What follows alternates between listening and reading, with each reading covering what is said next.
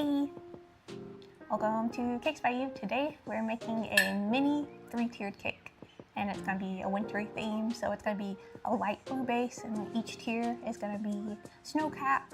I'm going to put some like fondant snowflake cutouts on it, and then I also have some fun sprinkles on deck to add a little sparkle here and there. So let's do it. The cake I'm starting with, it's going to be, well, I can just show you actually and get going on it.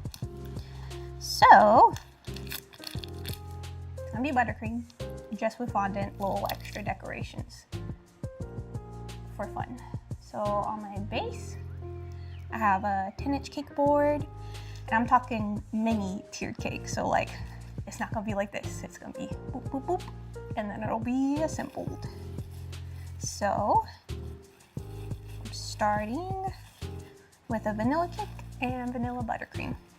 But the filling is going to be cookies and cream, because that was what was requested. So it's like a cream cheese frosting, and then I crunched up like a ton of Oreos in it, and then mixed it up. So this is going to be our base. And I want to get it nice and centered. That's always something you have to think about when you're like starting your cake design. Is it like going to have a bunch of stuff in front? Is there a front and a back to your cake? Or can you just put it smack dab in the center? Make sure you have plenty of room for the, make sure you have plenty of room for the border and everything. So then for my filling, I have some softened cookies and cream, buttercream. I put like a lot of cookies in there, so it's like very, it's very cookie heavy. It's very dark in color, but you'll definitely be tasting that flavor. So, I mean, that's the main thing. So here we go. So I'm gonna start by adding just a thin layer, and then I have some pucks that I froze of the filling so I can insert them and then keep stacking my cake without worrying about it being wobbly. So like the center will already be chilled, so if I start stacking and then base icing, I'm not gonna be worried about it shifting. It did take me a minute to get set up, so let's see how frozen they are still. I just spread it on like a silicone pad, and then I cut it with a cookie ring. Oh, thanks. Hi, Kevin. Yeah, so far so good. I mean, it's pretty simple flavor combo, and I think it's gonna be tasty. I'm making this for a friend of mine's daughter, so she requested the cookies and cream filling. So here's my little puck of already chilled filling. That way, like I said, this is gonna make my assembly a lot easier, and hopefully I won't have to like go back and forth to the refrigerator too much. There we go. And then add just like a little bit more on top. Hi, how are you? Hi, Jennifer. All right, and then adding a little more soft frosting on top so that I can add my next layer. And yeah, I wanted to add like a good thick layer of filling, because you never want to be disappointed like slicing into your cake and being like, there's not a lot of jam, caramel, etc. And here we go. Oop, we got a little crumble on that side, that's okay. Go. And let's just nudge it to make sure it's on centered before we start adding frosting, because once you start trying to straighten your sides, you'll notice, you know, like if one side was jutting out more. Oh, thanks, Kevin. Yeah, they are paying me, so that's nice. It's not for free. They got a little bit of like, you know, a friends and family discount, but a mini 3-tiered cake is still a lot of work, so, you know, and they, you know, they know what I do, so I feel like they value my time, so that's good. All right, and then the base of the cake is gonna be light blue, so I'm gonna do like a base ice of blue frosting, and then we'll do like a final ice also. Actually, yeah, that's how we're gonna do it. I need my little scraper so I can move some of these crumbs out of the way. Here we go. And I need a palette knife. So since this is a small cake, small palette knife, but normally if you're frosting cakes, you want to start with like the biggest palette knife possible, because like the bigger it is, the less work you're doing. I've seen some people starting out decorating, you know, they're going around and doing a lot of extra work with a smaller palette knife when you could be making like bigger moves and less, you know, time in between all your moves with a bigger palette knife. So I have some light blue vanilla Swiss buttercream. It's like a Swiss American hybrid. So it has egg whites in it, which helps for stability. And it's like a little less sugar than a normal American buttercream. No discount. Yeah, maybe next time I'll be a little more firm. And then the reason it's like an American Swiss hybrid, I would say, is because a normal Swiss buttercream would use granulated sugar and melt it into, I think it's gonna be tasty. Yeah. A normal Swiss meringue, you would like have granulated sugar that eventually gets melted as you're heating like the egg whites and stuff, and you make a heated mixture that way. This is a hybrid because instead of that, I use like pasteurized egg whites and the powdered sugar, like an American buttercream still uses like a powdered sugar. But I think it's a lot smoother for frosting cakes, which you'll see once I get to doing like the final coat of frosting. And also, it's not like cloyingly sweet like some American buttercream is. No shade to American buttercream, I like it. This is mostly for its decorating abilities, but yeah, sometimes it can be overly sweet because to get the structure of American buttercream right, you just keep adding, you know, powdered sugar to the butter until it gets to like a spreadable consistency.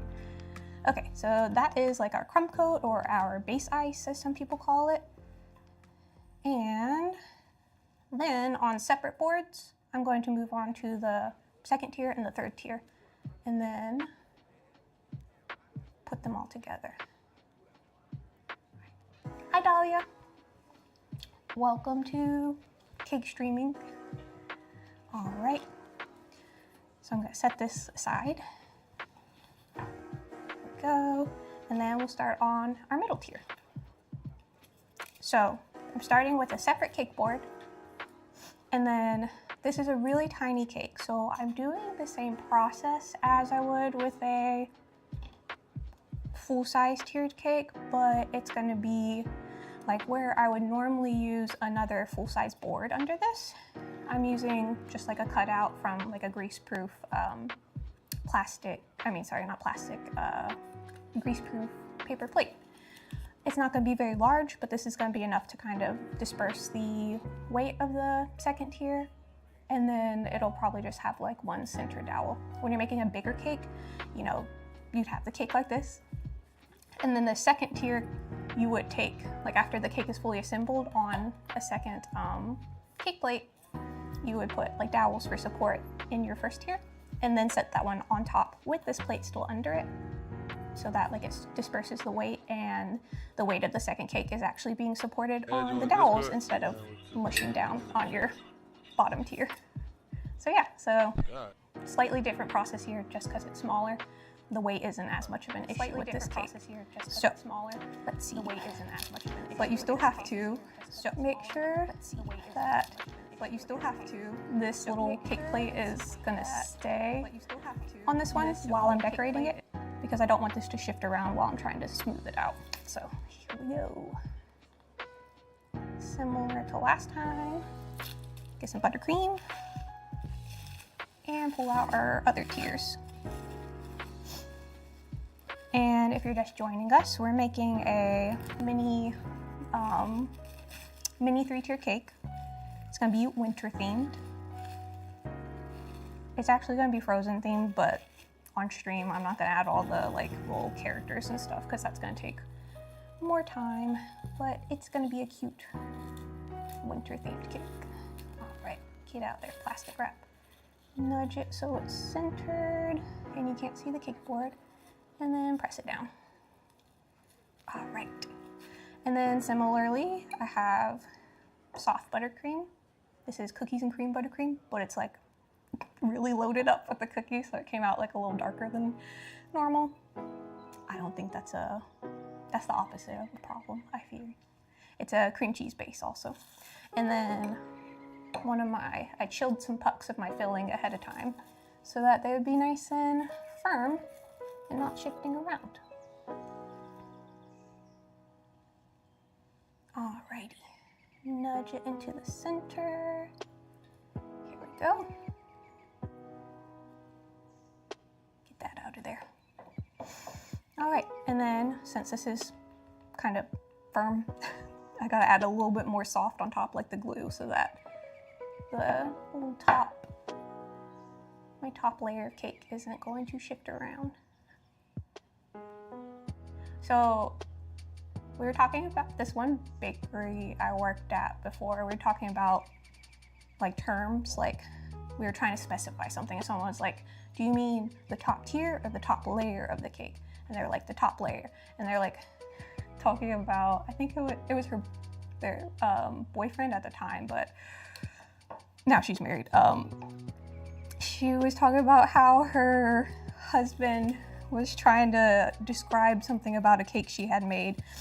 And then he was like, the bread of the cake. And she's like, you mean the top layer? And he's like, yeah, the top bread. And she started laughing at him. He was like, what do you want me to call it? A patty? Like, it was just funny. So for a while we were like calling all their cake layers cake patties. But yeah.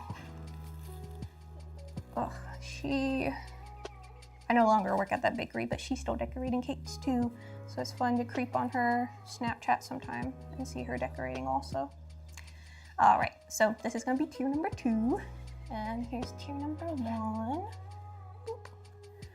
And so for this cake, since it's mini, instead of like just using a bunch of tiny pans, what you can do instead is bake it in one like layer, and then just use circular cookie cutters and cut out different size.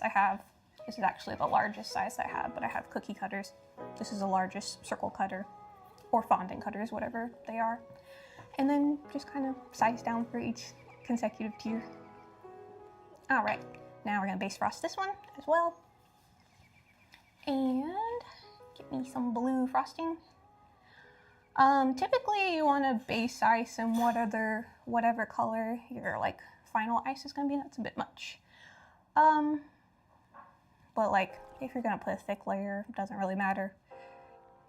Generally start with something light if you can, like white frosting. Hi April. This is gonna be a frozen themed cake, like a wintry themed cake, so it's gonna have like snowflakes and everything. So the filling is cookies and cream flavored, like cream cheese frosting, and then the cake is vanilla and the buttercream is vanilla. So we're making like a mini 3-tiered cake. This is gonna be the 2nd tier. So it's only gonna be about yay high, maybe, I don't know, depending on the person. I was gonna give a serving guesstimate, but I always am like, well, in the industry, you say like party servings, which would be like, I don't know, if you're cutting and serving your cake like for a birthday at home, or event servings. That's kind of more like what you quote for a wedding cake or like a big event like that. Usually people serve a smaller slice if it's more people, so and so. So as far as this cake goes, I'm gonna say this is about, once it's all done, it'll probably be the minimum 8 servings, depending on who you are, maybe less. Like, I know the recipient of this cake, she has a couple siblings, and I wonder if they're each just gonna take their own tier or if they're actually gonna slice it up. Who knows? Yep, it's a cake, April. You got it. No slime fake outs here.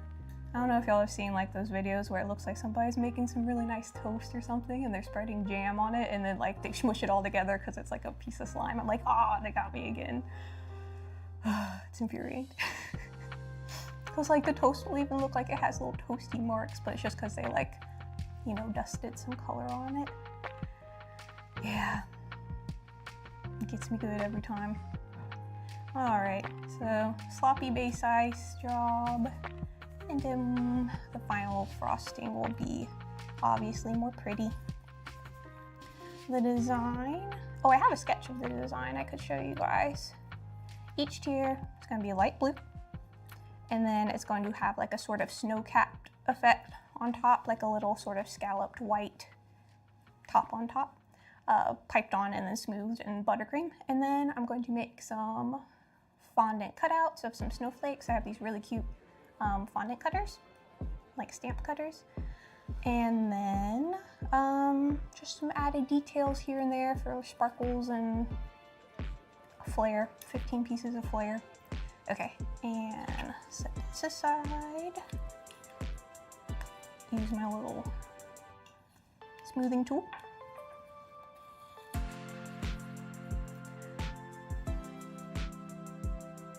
Wait, did I just record? I streamed last week, April? I'm not sure.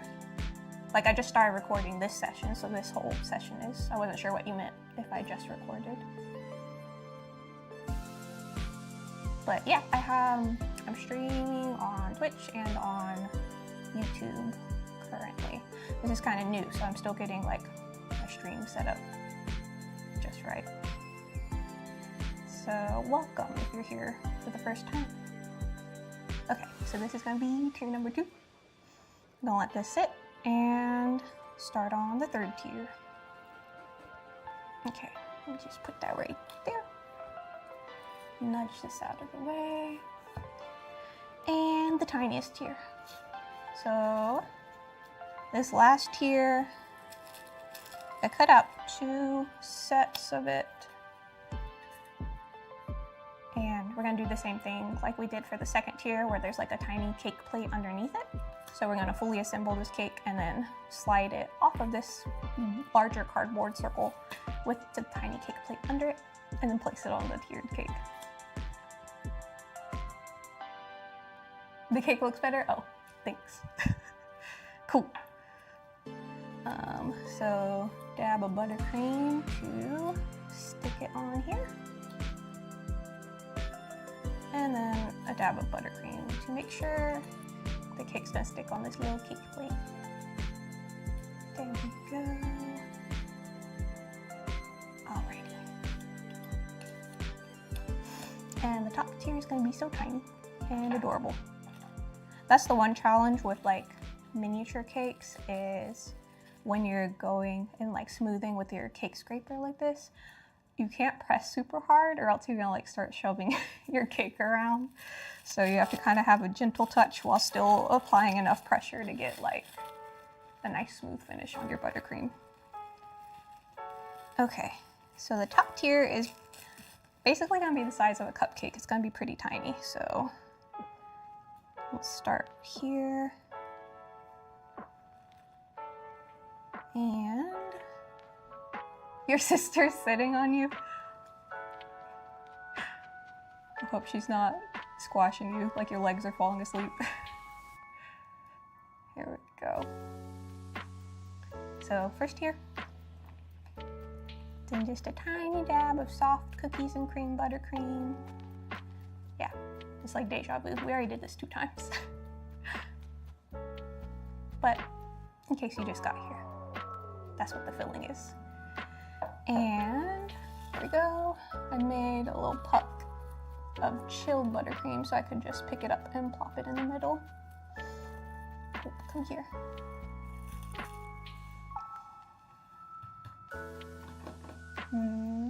Let's see.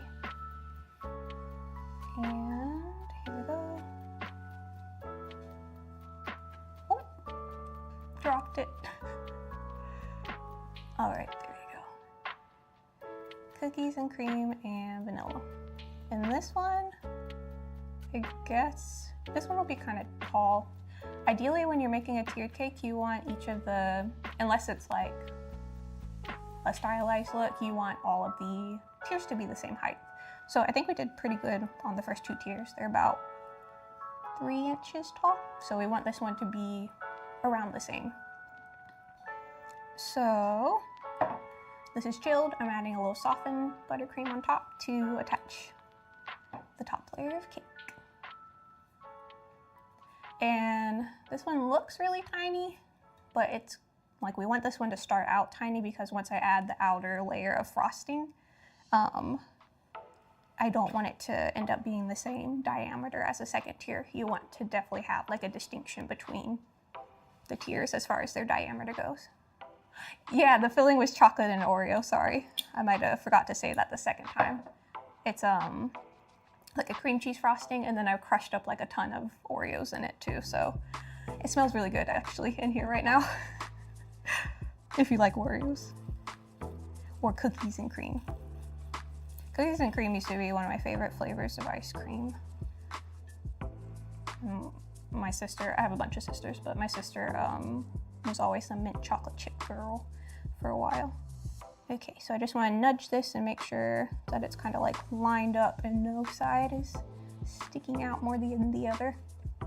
So yeah, this one is gonna be pretty tiny, like the size of a cupcake basically. And yeah, so that is the last of our cakes. And then we're gonna add a little bit of blue frosting on this one. Alrighty, get me a scoop from my bowl over here.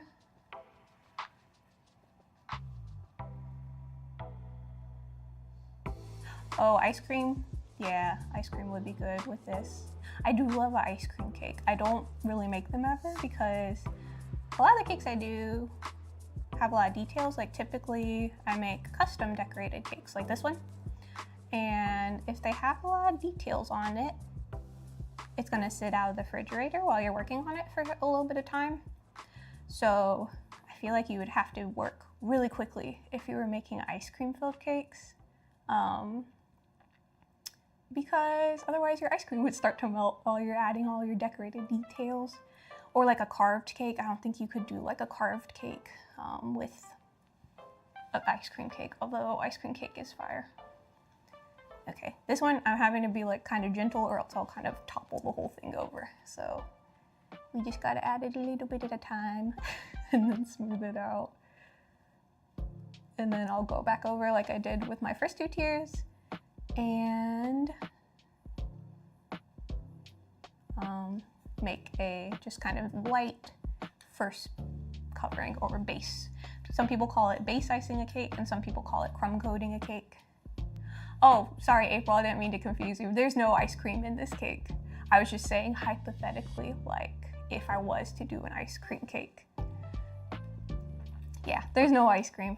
Hopefully, this cake is for a friend of mine. It's for her daughter. Hopefully her mom has ice cream at the party when they cut the cake.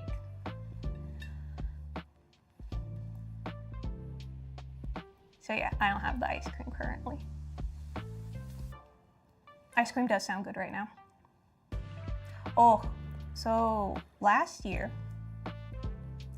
Baskin-Robbins put out a very weird flavor that me and my friends went to try. So it was Baskin-Robbins ice cream, but it was Cheeto flavored, like Cheetos.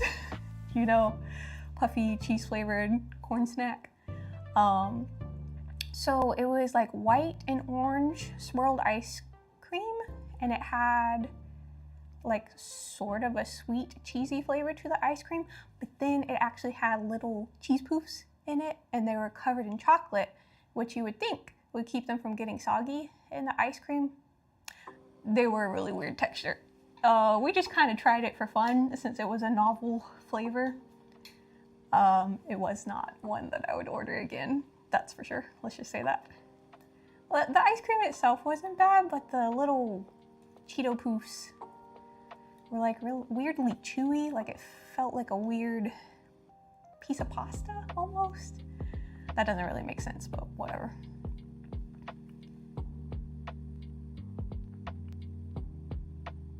Oh, chocolate milk sounds good, especially with cake. That sounds like a great combination. Yeah. But yeah, if you're just joining us, I'm making a winter-themed mini tier cake. So this cake layer that I'm working on is going to be the top tier. And then I've already base iced the first 2 tiers, so they're moving right along. So that is pretty good. We just want a really thin layer of frosting to start out so that our crumbs stay all stuck together, you know, like stuck on the cake and not pulling off onto your spatula. There we go. These are really handy. Now I'm gonna set my top tier aside, and we're gonna go back to the base tier, the first tier, the bottom tier.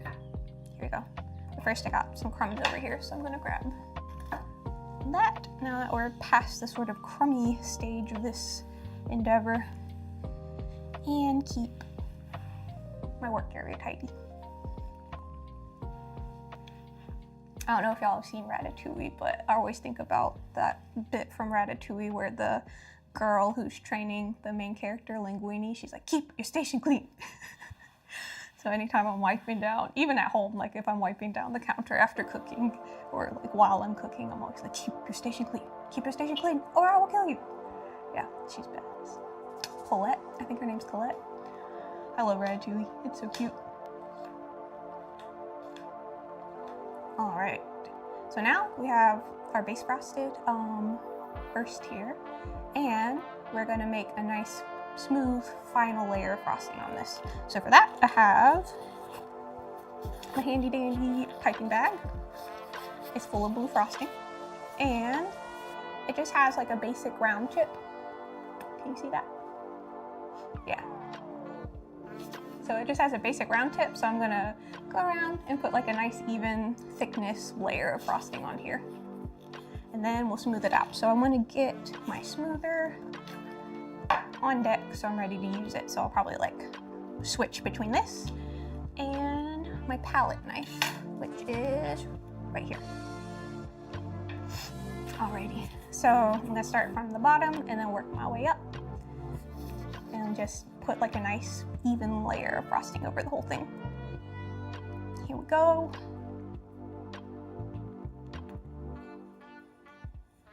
This is one of the best parts. And you could do it just by applying the frosting on with the spatula, but this helps get some of the bubbles out of your frosting. That's the main thing. You want a smooth covering of frosting.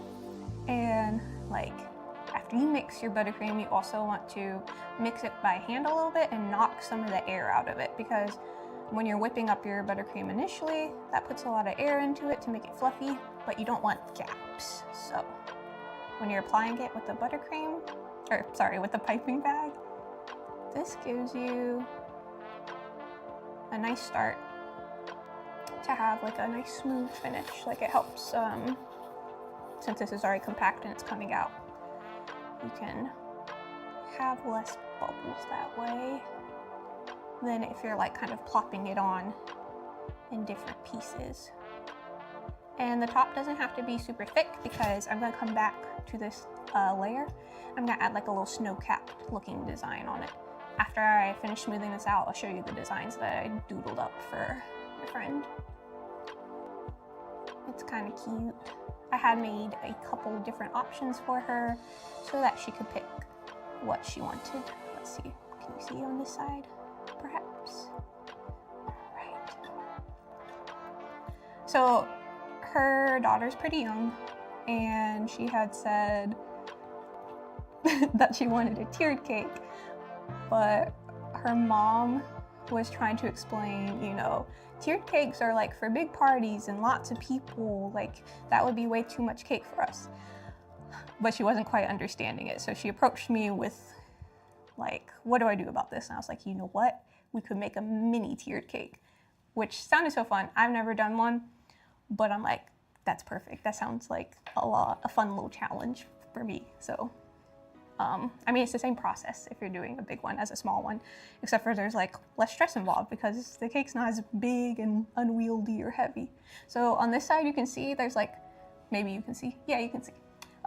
There's like a gap in the frosting, so I'm gonna fill in a little extra frosting before I start going back and smoothing all this out, because the frosting is like just missing a little bit right here and a little bit right here.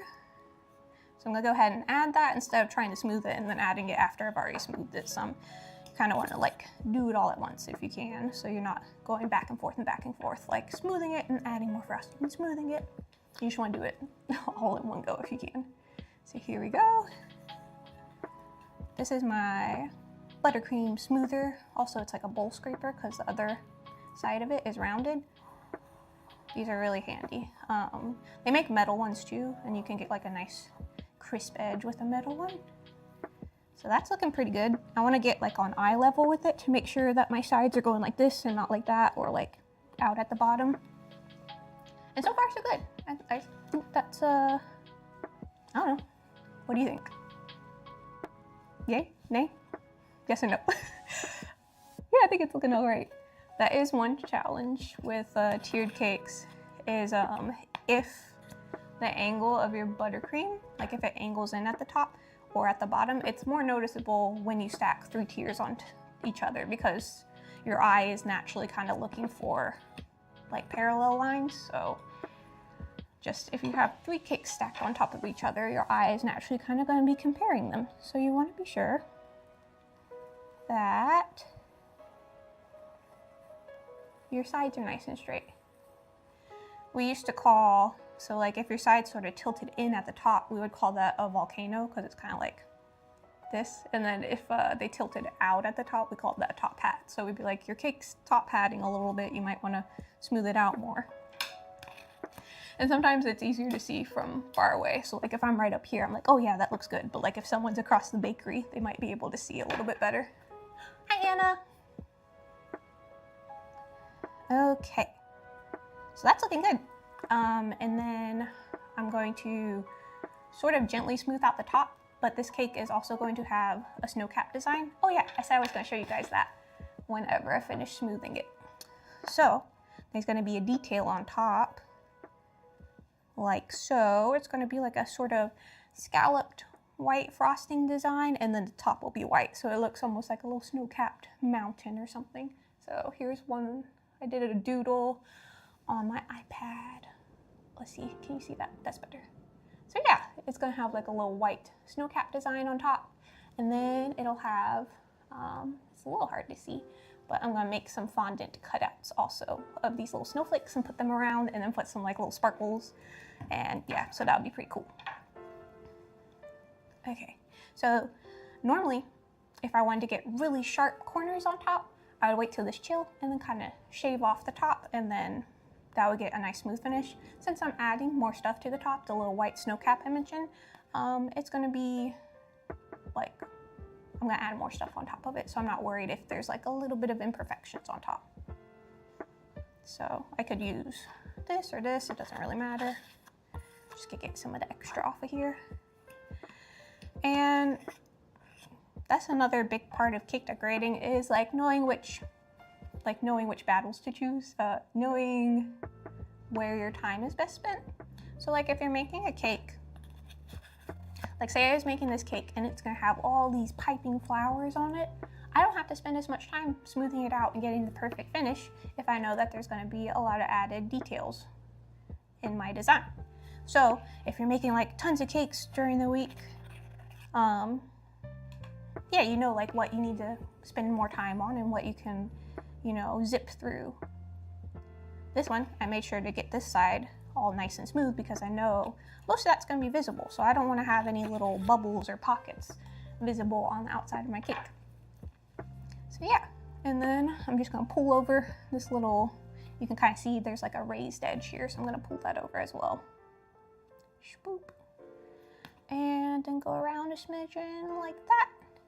And then this one, I'm gonna let it chill for a minute while I finish smoothing out my 2 tiny tiers. So let me show you where we're at so far. So we got cake number 1. This is our bottom tier.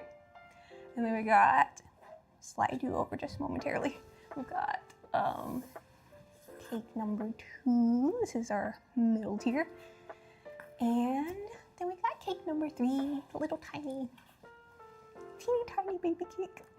Yeah, okay, so I'm gonna work on frosting these 2 while this one is chilling. If this would magically get to the refrigerator somehow. Okay, cake number 2.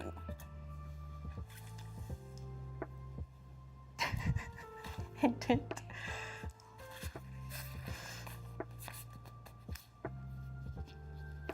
My production assistant just took the cake off screen for me. It's my husband, it's my partner. Okay, so I used a lot of my frosting in this bag for the first tier, so I'm gonna fill it up and then have a go at the second tier. And so scoop this up a little bit so it's centered again. Wait, up this way. There we go. Okay, so when you're filling a bag, you don't want air bubbles. So like you kind of force it all down to the bottom, and then open it up. This is just what I do. I don't know if you're curious about how people do this. You open up the top, and this is like a professional reusable pastry bag. So it's like a kind of canvas texture. It's really soft, it's kind of nice. And then I'm gonna start piling some frosting in, but I wanna make sure that I get the new frosting all the way smushed down on the old frosting so that there's no air holes, because if you have a gap in between the frosting, then you'll get a bubble when you're piping.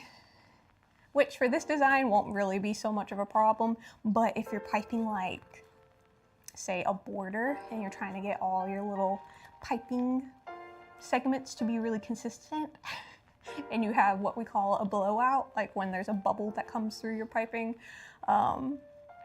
that's a bit of a heartbreaker, because inevitably, like, it's not gonna be a perfect little bead or a shell. It's gonna go, and then you have to like carefully scrape it off away from your nice, consistent piping, and then start over again.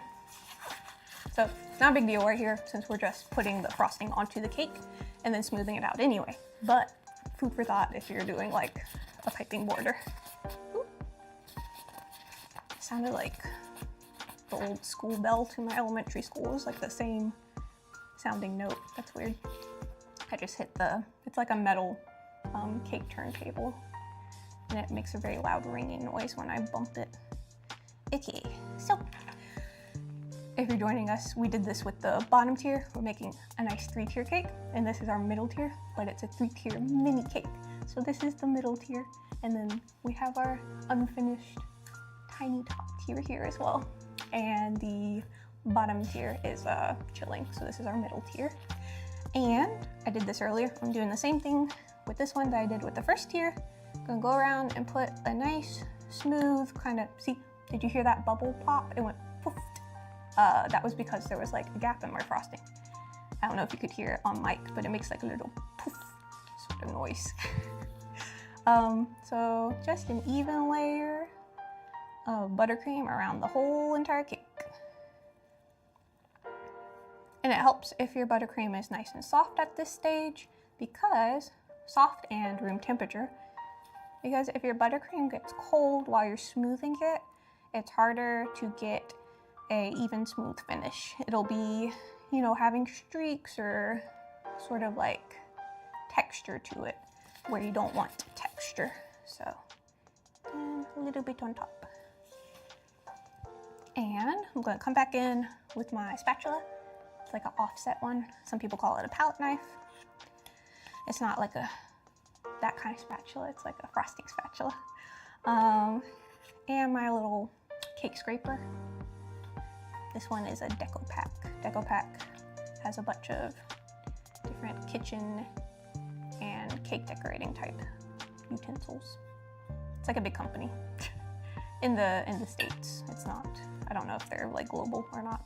That'd be interesting to know. So now that I have the frosting on here, I'm gonna smooth it out some and try to get a nice even layer. Yeah.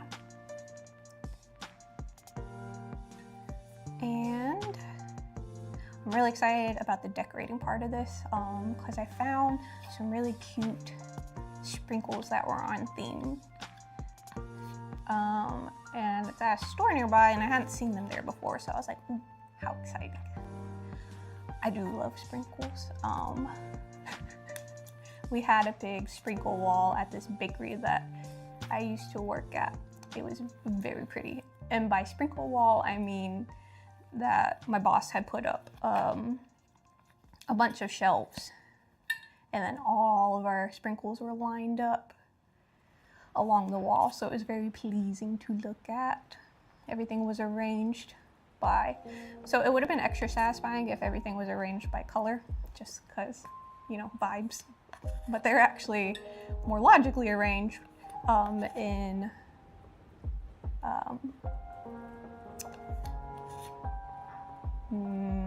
how I say, they're arranged in the order of like most used. So like the ones that we used the most were in arm's reach, and because it went all the way up to the ceiling, so I would have to get a ladder to get some of the random ones that were at the top that we rarely used.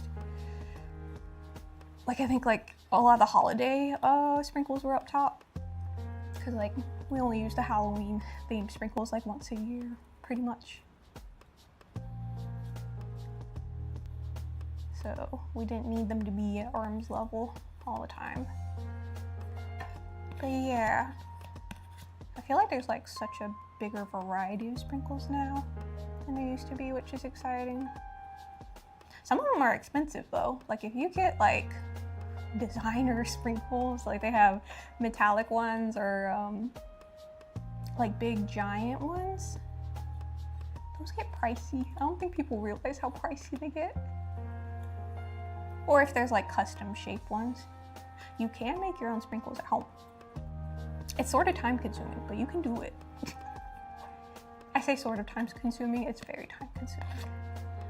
But I've seen people make them, so they're basically made out of royal icing, a lot of them, especially like the confetti style ones where it's like a flat shape. And those you can use like tiny stencil and then spread the royal icing on, and then once it dries you kind of lift up the shape off of your parchment paper or whatever and you have a sprinkle. So it just depends on what little tiny stencils you have, determines what sort of shapes you can make. So I'm going to go around this one more time and get it smooth. There we go. And if you can, so that you only have one seam, if you can pull your cake all in one go, so I put my arm way over here, and then try to pull it all oh, my cake is sliding because it's not very heavy. You pull it all in one go, and then you only have one seam of frosting where you started and ended your smoothing process. Like I said, this is a little harder because the cake doesn't weigh a lot. Usually I can kind of push down on it more without it sliding around like it is, but that's okay. I'm gonna do one more. And then I'm gonna leave it alone, because sometimes with cake decorating, you just gotta know when to stop. Otherwise, sometimes you're doing too much. Okay. You could also put tape under your board and then it wouldn't slide so much. Or those little sort of grippy mats that some people use to open jam jars. I don't know if you know what I'm talking about. But yeah. Okay, I'm gonna stop touching it, because if I work with it too much while it's getting to a colder and colder temperature, I'm gonna see more texture in the buttercream. Room temperature buttercream smooths a lot easier than cold or chilled buttercream, just because this is real butter in the buttercream, and so, you know, if you think about butter, when it's in your refrigerator, it's like basically rock solid. So obviously if it's getting cold, it's gonna get more texture to it. Okay, so I'm gonna gently smooth out the top because it's like a little bit textured, if you can see that. And then I'm gonna keep on rolling to the middle tier. I mean, sorry, the top tier. This is the middle tier we're working on. Yeah. If you've just joined us and you didn't see the title, we're making a tiny tiered cake, which I've never done before, so this is very fun and cute and exciting. I don't know why everything's cuter when it's tiny. I'm sure there's some psychological reason. It's probably babies. Like you're meant to think babies are cute so that they survive, you know, evolutionarily. Anyway, okay. Here we go. This is our middle tier. It's looking nice and smooth and shiny and sleek, and the sides look pretty good. They're like, whoop. So, gonna move on to the tiny top tier. The challenge with this one is gonna be, again, smoothing it without shoving it across the board because there's not a lot of surface area under the cake, and so it's going to want to move around a little bit. So that'll be fun. And I need my frosting bag again. I think I made just the right amount of blue buttercream, so that's always exciting. I've gotten a lot better at that since I've been cake decorating for a long time. A real long time. I've been cake decorating for fun for like, I don't know, since I was 12. But professionally I've been doing it, what year is it? I don't know. Almost 10 years. I was a pastry chef for a little while at a restaurant, and then because I like baking, I like desserts and that kind of thing. Just making them. And get a little more blue frosting while I'm chatting with you. But then I exclusively moved to cake decorating and started working at a cake shop instead of a restaurant, which was cool. The cake shop and bakery.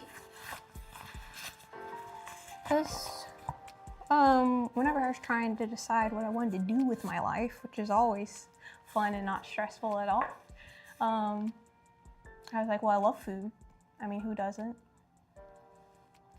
And I also like art. Like I always liked drawing since I was younger.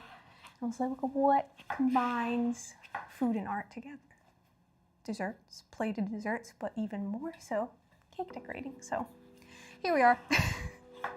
I'm using a clean scraper, and then you use it like, wait, can you see? Can you see? Okay. Use it like a squeegee and then kind of force all the frosting towards the edge, kind of like you do with toothpaste. I've seen those little gadgets that you can get.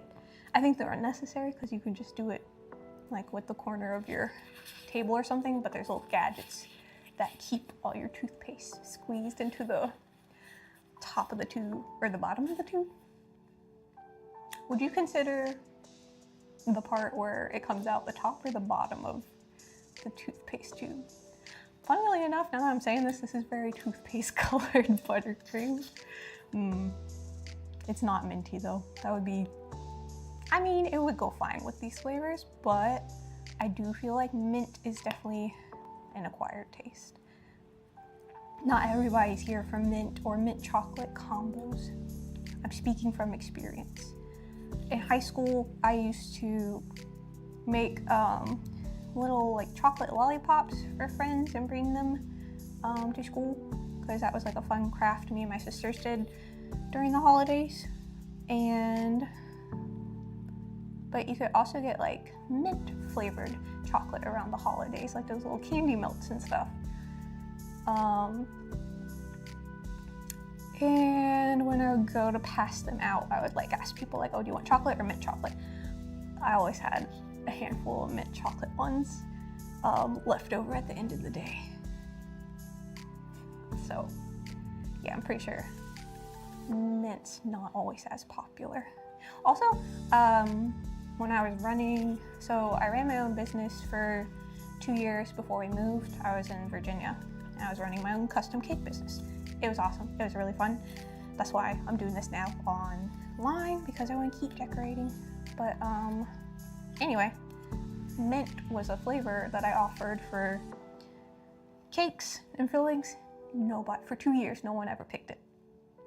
Which, like, maybe there are mint lovers out there, but, and also I feel like if you're getting a birthday cake, you try to pick just like a flavor that you think everybody would love. But still, like 2 years, nobody picked the mint flavor. Not for the buttercream or the cake. Just all that mint extract going to waste. I like mint a lot, like the herb. Like, have you ever had a fruit salad with a little bit of mint, like, chopped up and sprinkled in it? It sounds weird, but it's good. Mint and fruit, mint and chocolate goes all right. Alrighty. So here we go. It's looking pretty mostly even. There's not too many bubbles, so I'm gonna smooth it one more time. And this is gonna be the top tier to our Mini-3 tiered cake. It's gonna be cute. I'm really excited. I've never done a mini tiered cake, but this is a fun opportunity. to get to do one. Here it goes. I'm really liking this light blue color also. It's nice. Okay, taking this. I wish that this one was tall enough, because this one's like too tall. And it's not like a problem, but I can work with a little more finesse. Hi, Mariah. Is it Mariah or Maria? Either way, hi. Welcome to chat, or welcome to cake decorating. Cakes by You. I'm on YouTube right now streaming, and on Twitch by the same name, Cakes by You. And I also have an Instagram that I need to post more on. I need to post on more often.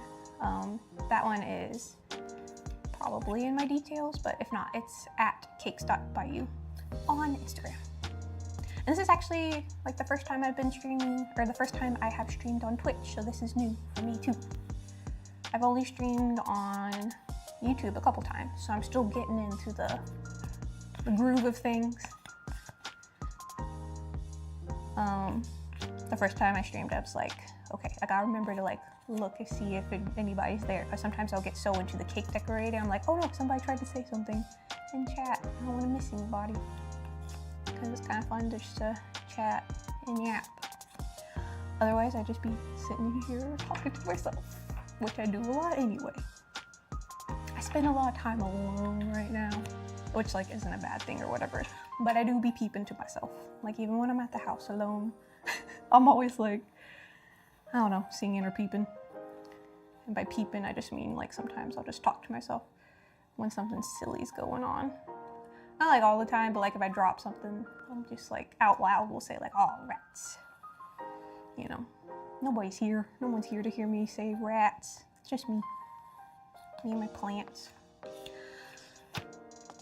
Where we live right now, we're not allowed to have pets, but I desperately want to adopt a cat eventually. I really love cats, have always loved cats, but our apartment doesn't allow them. So, and also, we're at a period of my life where I know we're gonna be moving around a bit. So I didn't want to get a pet while we're kind of, you know, shifting. Cats, from what I've heard, cats like stability. They like routine. So, can't get a cat yet, but one day, get a cat. And then I won't be peeping to myself in my apartment. I'll be peeping and yapping with my cat. This would be a perfect cat apartment though, because there's so many nice sunny windows. Also, we're living in South Korea right now, and the way they do heating here, instead of like central air heating, like similar to air conditioning in the US, they do heated floors. So and this is typical in other countries too, I realize. I've never experienced it firsthand, so it's kind of cool. There are pipes that run under the floor, and then the hot water goes through the pipes. And so the floor is nice and warm. So like sometimes if I'm really cold, I'll just kind of lay down on the floor and warm myself up in the sun also. Anyway, all that to say, I got sidetracked, but a cat would love this house. Sunny windows, warm floors. Because that's why cats are always hunting for like a nice toasty spot to chill in your house. Well, not chill. You know what I mean. And that's why they like sitting on your lap or by a window or on top of your laptop, because your laptop is generating heat. Or on top of another cat. And honestly, I get it. The older I get, the less I like being cold. I'm always bundled up even when I'm inside now. I'm like, what's wrong with me? Am I anemic? No, I'm just an old lady. When you think about it, old people got it figured out. Like, their hobbies, their tendencies. Not across the board, but in general. I'm like, yeah, orthopedic footwear, so comfy. It's not cute all the time, but like, you're doing your body a favor. And like old people hobbies, birding, gardening. Well, I say old people hobbies, I guess like generally perceived as old people hobbies.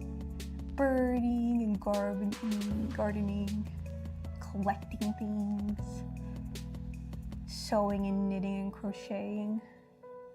Although I feel like you know, everybody likes crocheting now. I saw somebody crocheting on the metro the other day. That was cool. I couldn't tell if she was making like a little purse or if it was like a booty, like a little purse kind of pouch thing. Or maybe it was like a hood. I don't know, but it was pink and it had like flowers on it. She was just going to town. I'm like, I wonder if she does that every day when she's riding to and from work or school or wherever she's headed. I mean, that's great. Whenever I have a long commute, I try to read or study. But I wonder how much, like I wonder how many, you know, little crochet projects she gets through in a year if she's like constantly creating. I don't know, that's a fun use of her time, I bet. It probably makes the ride go by faster also.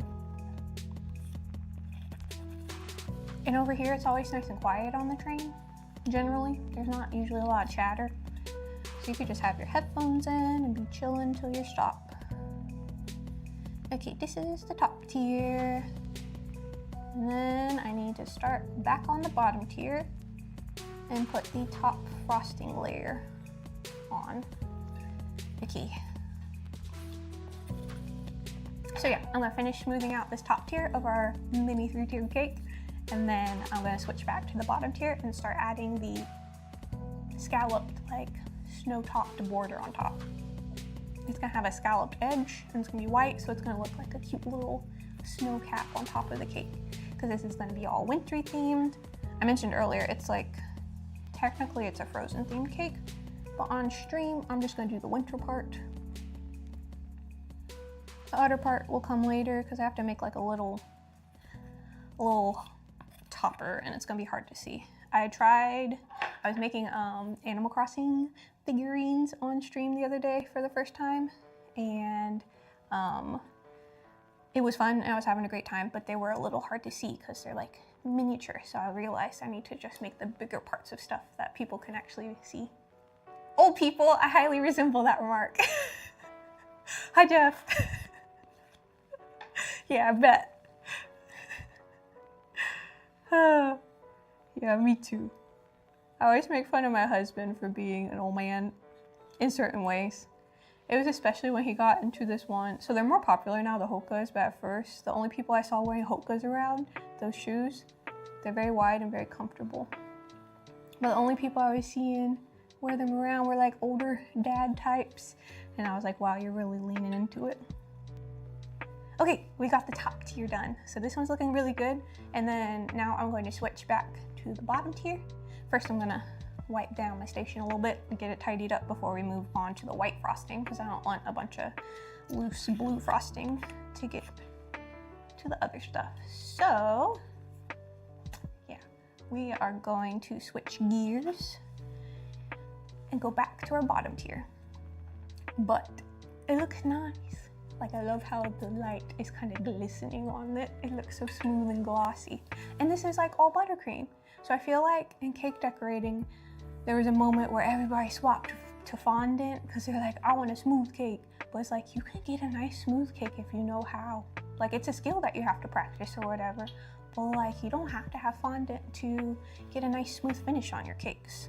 Which is cool, because not everybody likes to eat fondant also.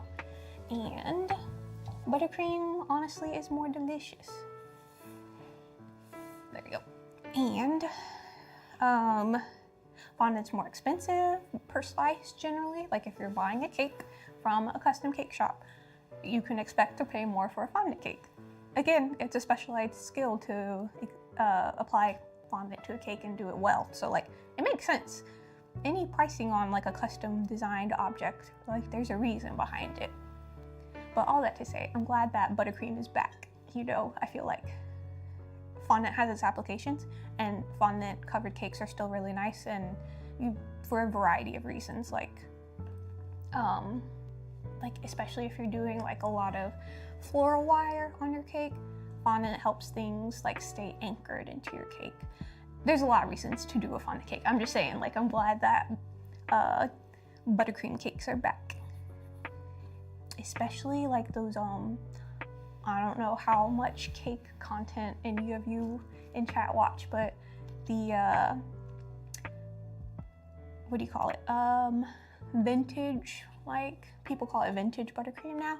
What they mean is just like a cake with a lot of layers of piping.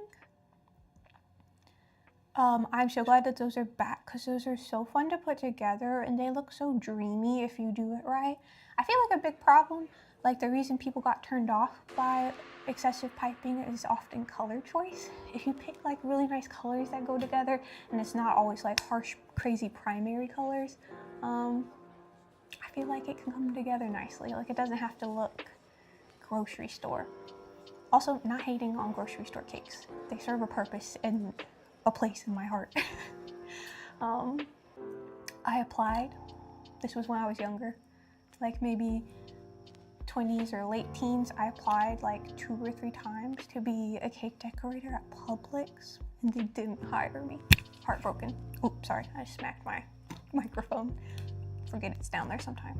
Okay, this is my blue buttercream. Don't need that anymore. And I have this one. So I have a 12-inch, not 12-inch, sorry, a number 12 round tip on this one. Can you see that? I don't know, I'm doing the thing, but it's not working. Oh, there we go. That's more in focus even than when it was closer. So what I'm gonna do, first I'm gonna like visually dissect the top into, let's say 8 sections, I think, and then make a little mark so I know where to start and stop each round of the scalloped edge that I'm gonna pipe on top. So I'm gonna pipe the scallop top, fill in the top with a thin layer of white buttercream, and then smooth it all out so it looks like a little snow cap cake.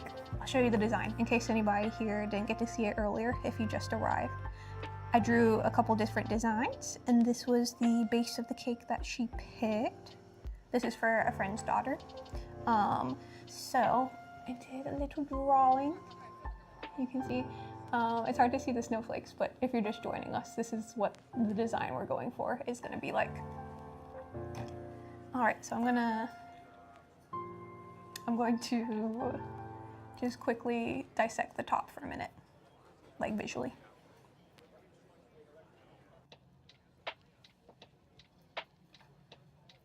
So I'm just making marks around the edge of the cake so I know where to start and stop each loop of the sort of scalloped design. So like a clock face, I'm just making hash marks on top. So I know that my little scallop design is evenly spaced once I go around the edge. Because sometimes once you get going, you might vary in the spacing of your scalloped edge. And like, so you'll get started and then by the end, when you're meeting up around the other side of the cake, you're like, oh no, this one's like a lot wider than this one. You're like, oh, those don't really match up. Which, there's ways to avoid that, you know. Could you bring the other cakes back? So I have an assistant currently. So there's like different tools you can do to fix that. I've seen people have like little plastic tools that have like a loop you can adjust to a certain size, and then you kind of make little pricks on the side of the cake, like little tiny dots to trace over when you start your other, when you start your next layer of buttercream. Okay, so I'm looking, and to suit the design, it's gonna be almost exactly like a clock face. So I'm gonna split it into 12. So there's gonna be 12 little scallops that go around the edge to make our sort of snow cap design.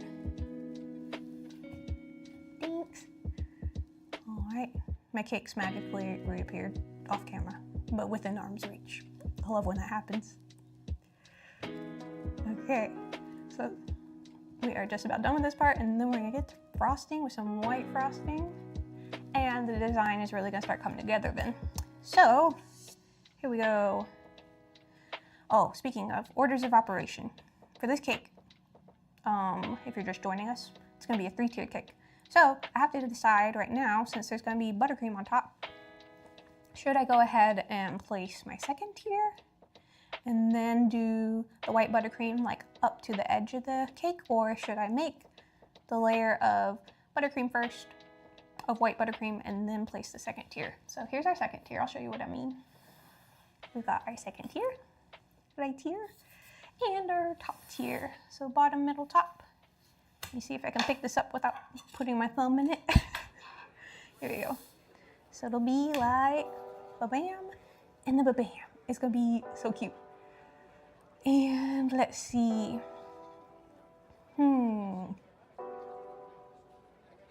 I think what I'm gonna do is do the scallop part, then place this cake, and then fill up the top with white frosting right up to the edge of this one. Because I don't wanna add a layer of white buttercream underneath. Hi, Mary Jane. I'm not sure what that says. I don't know if it's a typo or if it's just a word I don't know, but hi, welcome. Okay. So yeah, I'm going to start the scalloped edge. So generally, if you can see it, I don't know if it's showing up really bad, but there's like a little seam here where I started the smoothing process of my cake. So that's where I'm gonna start. Since there's already like a seam, this is where the seam of my buttercream is gonna go in case for whatever reason they don't match up perfectly at the end. It won't really matter because that's gonna be the back of the cake. You still want to like make it look really nice, but I'm just saying it's like less pressure if you already know that you want this to be positioned at the back. So here we go. And I'm just gonna be making loops and I'm gonna fill them in. So I'll draw them and then fill them in. I'm gonna have a nice round tip on here. And just looking at the size, I'm definitely gonna size down when I move on to the middle tier and top tier. I'll put these here where you can see them. I want them centered, but I forgot everything's mirrored in the screen. Okay, there we go. And that's better. Okay, here we go. So this is gonna be the fun part. We're actually gonna start decorating our cakes now that they're put together. Now that they're frosted. So we're gonna stack and decorate. And I gotta move quickly so that my buttercream does not set too much before I smooth it, because so it gets pretty warm in here with the lights that I have on. So I have to drop the temperature of the air conditioner to compensate, but at the same time that does sometimes have repercussions for decorating, because like even that difference in room temperature will like make this buttercream start to, you know, set up more quickly, and I need time to work with it before. So that's what we got right now. I think I'm gonna actually swap to a smaller tip because I want that edge when I go like this, I want it to be really smooth and I'll have a little bit more control over it if I start with a smaller tip, and I'll come back to my big tip to fill everything in. So just kind of like you would with drawing, you know, you use a fine tip pen when you're doing an outline, and then use a nice big chisel marker or whatever when you are coloring in. All right, here we go. But that's what we're going for, a little swoop on top. And we're gonna move quickly so that we can smooth this before it starts chilling. And then once we do this, we can do the fun part, which is start to stack our cake. Stacking cakes used to make me a little nervous, but again, with most things, the more you do it, the easier it gets. It's not bad at all. Alrighty. So here is our first two. Maybe the first one was actually smoother. Sorry to be flip-flopping, but I'm actually gonna return to the first one now that I see how it's going. So we're just gonna do that and move quickly on to the next bit. Okay, here we go. Make sure that's on there. This is a coupler, so you can swap between tips, which is one of the benefits to using these bags. So you can swap between tips of the same color. You don't have to have multiple bags of the same color frosting. There you go. And when you're piping and trying to get a consistent shape, it sounds counterintuitive, but like the more quickly you move, the more consistent you're gonna be. because once you get the hang of frosting, the muscle memory kind of will naturally make you move with the same motion, and then your cake's going to come out looking more consistent.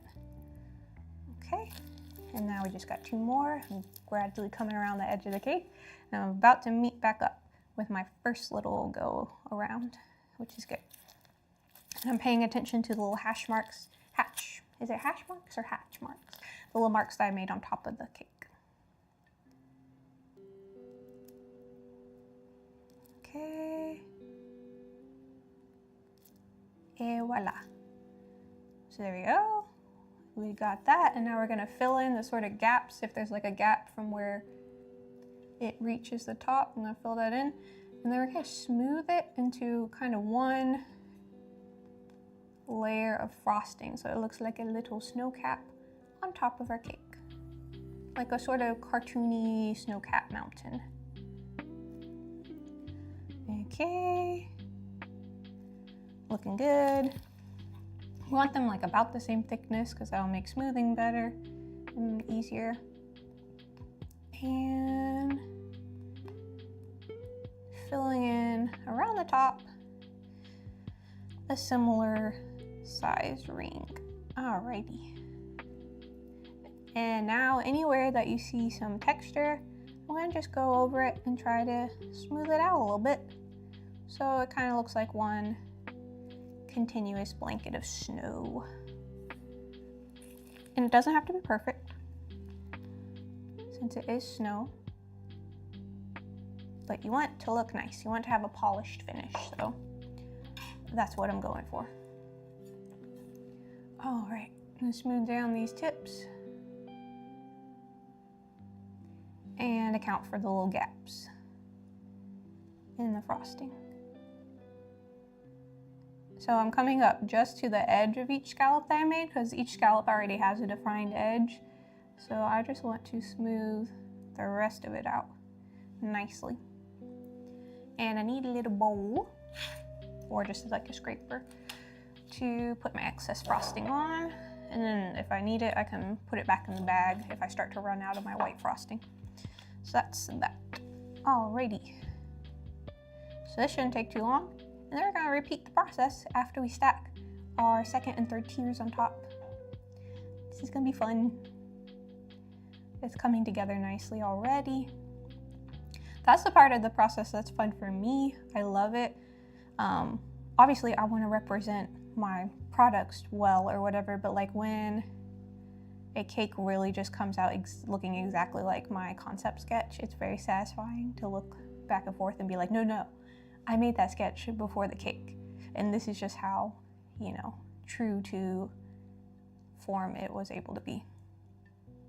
I wonder that about, on British Bake Off. I don't know if y'all watch the Great British Bake Off or the Great British Baking Show. It's called something different in the States versus on British telly, but at the beginning of each round, they put up like a little concept sketch of each of the contestants bake. And I wonder, because a lot of the contestants say that they practice things before they get on to the show. Because like unless it's like the technical where they're just testing them on their kind of like skills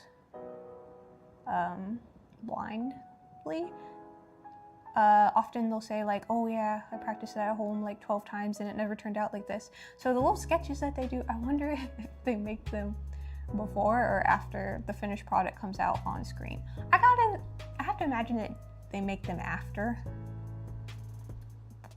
But I wonder how they account for when they don't turn out like the person expected.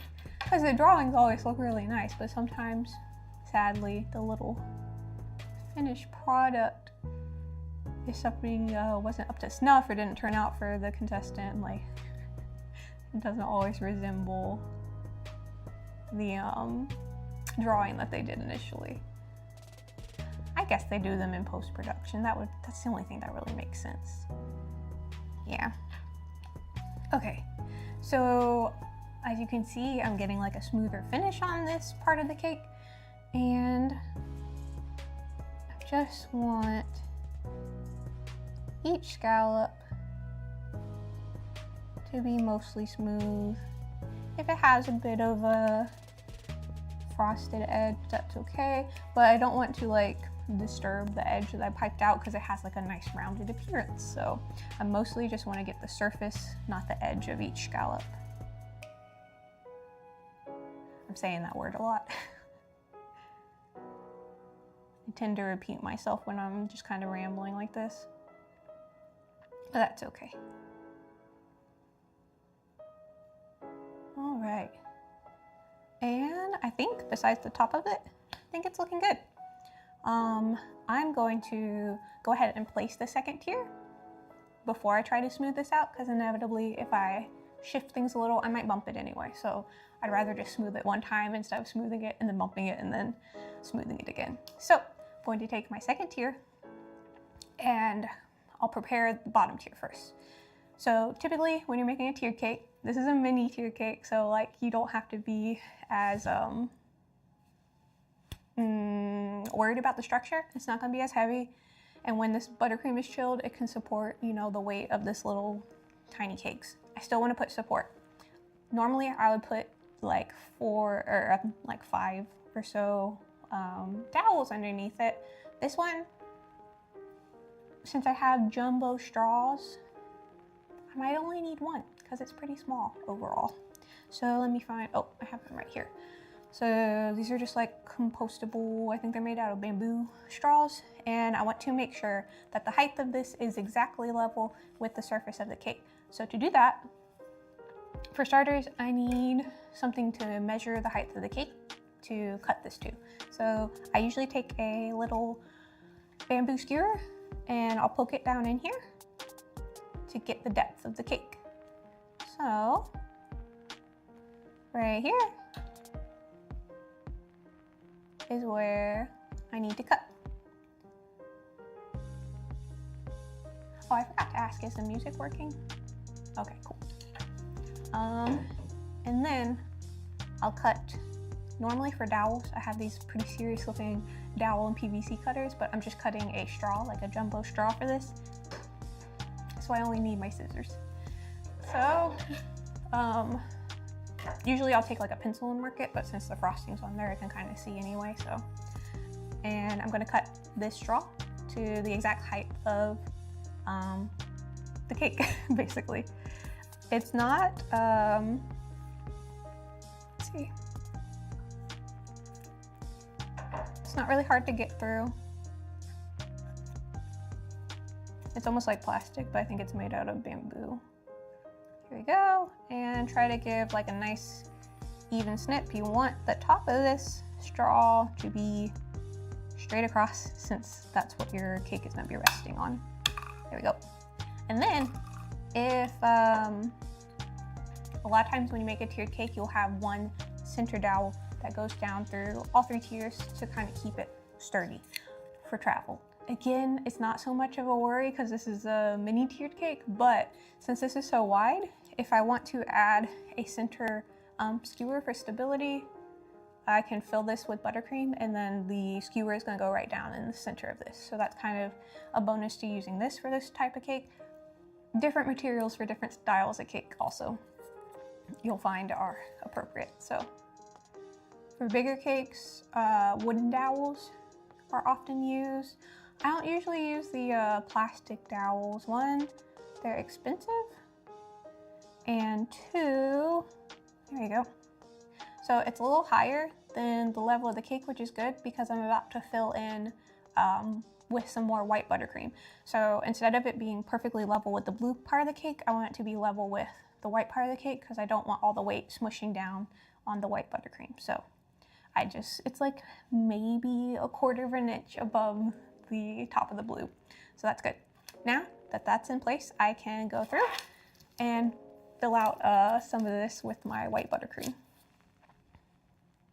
And I just want it level with the top of that straw there. So that is looking good. Now I just gotta smooth everything out. And then while this is like tacky or still softened, I can put the other cake on top. So again, I'm going to quickly get it mostly smooth while I can work with the whole top of the cake, but I'm not going to worry about every little ding, because I will likely have to go back one more time and smooth the whole thing over again when I add my second tier. Here's our second tier, wait, here's our second tier and here's our third tier. So bottom, middle, top for our mini tiered cake. Okay, so just start to smooth this out and bring it all to the same level. And I might do the same thing I did earlier when I was smoothing out my blue cakes. I think I'm gonna use this and pull in from the outside like I did before. There's a bit of blue frosting on here. So I have a paper towel, or I mean a cleaning cloth down here, and I'll get a nice smooth finish on the edges of this cake by just gently pulling across the top. So I'm starting away from me and pulling towards me, like so. And that already looks like way better. So it's important to start with a clean spatula each time, so you don't have any like little dangly bits of frosting over here from the last like swipe that you made across the top of the cake. There we go. Looking good. And one more should do it. I think there's a little gap right there, so fill that in. And fill this in right here, because that might be visible even after I put the top cake on. Okay, keeping in mind that I might have to do some smoothing again after I place the middle tier. Oh, here we go. It's like one little edge piece. Go. And we'll do this side one more time also. So, there we go.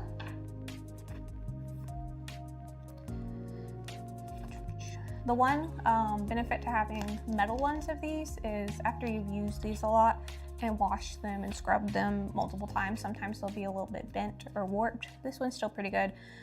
And also sometimes you'll have like little nicks on the edge of it, which will make little marks in your frosting. These ones are fine for now, but that's something to keep in mind.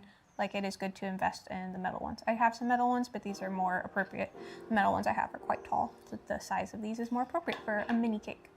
Okay, now our bottom tier, besides decorations, our bottom tier is done. We're gonna go back and add some little snowflakes and sparkles and sprinkles, but we're gonna do that after the cake is assembled. So, time to place our second tier. This is like usually the scary part of cake stacking, but this one's small, so it's not really that scary. Also, the more and more that I've done tiered cakes, the less scary they've got.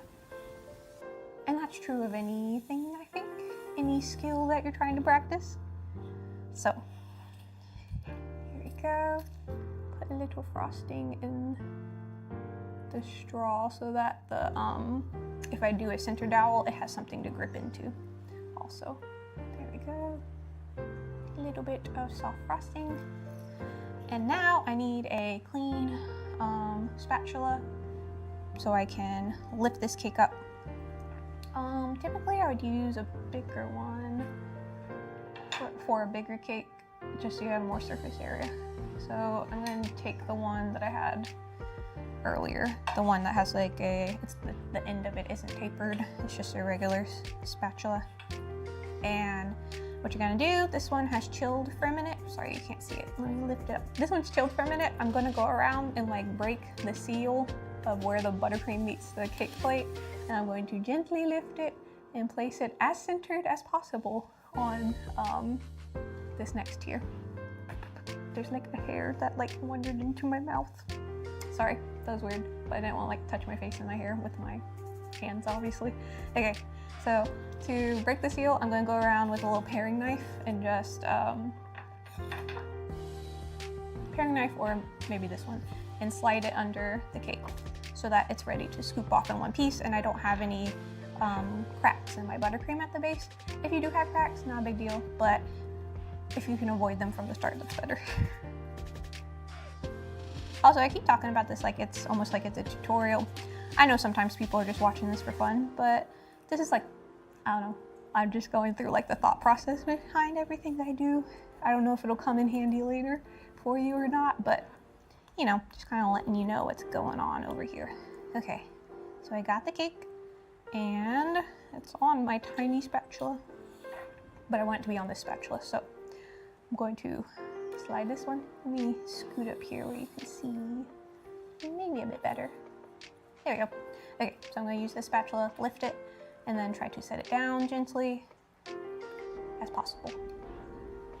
Okay, I'm not worried about the top frosting because I'm going to add that white layer on top of this one too, so I don't mind. Come off. No, we got tag along. Okay, we're going to put this one on top now. I wish the bottom was smoother, but that's okay. We'll fix it. Do I want to do it now? So like the bottom buttercream is flaring out a little bit, which I can see it. I don't know if you can see it, but I wish it wasn't doing that. I wonder if I can just, this is a bad idea. It's a really bad idea. But if I could just smooth that down a little bit before I add it on, it'd be easier to do it now than later. So just gently get some of that excess frosting off. That was kind of sticking out from the cake. Okay, before I drop this, let me just go ahead and set it down because I'm being a goofball. Okay, so I need to check where the back of the cake is. That's where the little seam is, and there's a little seam on this side, so that is where this one's gonna go. Okay, this is the hard part. You wanna set it down and get your spatula out of there without messing up your frosting on your first tier, and also without having to move it around a lot. Like once you touch down, you want it to kind of already be centered if possible, because it's difficult to scoot it and shift it without causing a big old mess. Okay, that looks pretty good. I think I want to scoot it a tiny bit this way, just a tiny bit. So I'm gonna try to nudge it from the top, I guess, because that's where my other frosting is going, so you won't see it so much. Let's see, maybe I'll use this and kind of nudge it that way. Yeah, it definitely needs to be nudged. I'm not overthinking it. Just a little bit so it's more centered on top. Okay, scoot, scoot, scoot. And that's better. I have about 3/4 of an inch all the way around, so it looks pretty. You want it to look pretty consistent, whichever angle you're looking at. This is kind of a weird angle, but it looks good. So now I'm gonna move on to smoothing this part out just a little bit, the seam where the two cakes meet, and then we're going to add this white cap on top of the blue part and keep chugging right along. So the seam looks pretty good, actually, and there's going to be sprinkle additions to the cake. So I'm just going to gently go around and smooth it. Usually if you have two colors that match, it's a lot easier because you just blend them together. This one, you still want the colors to be distinct from each other, so you kind of have to play around with it a little more. I'm going to use like a really soft brush and just like kind of brush down the edge without making too many deep marks.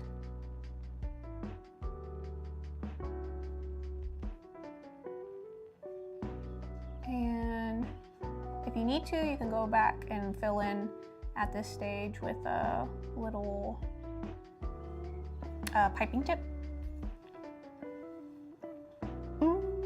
But it's looking pretty good. There's like a tiny spot right here that I'm gonna fill in, but I need my blue bag and like a tiny round tip. So I'll fill that in really quick. Then we'll move on to the next part. So here's a little round tip, but I think I have a smaller one. Trying not to rustle too much in my piping tips because it comes out a little loud on microphone. I don't want to bust your eardrums. Oh, perfect. This is a Wilton number 2, so it's definitely one of the smaller tips that you can find. And I have, you know, just enough blue buttercream left in here to fix any mistakes like this or gaps. So here we go. And here we go. I got a little frosting on my ring of my coupler. I'm just gonna wipe that off and move on to the next part. Okay, here we go.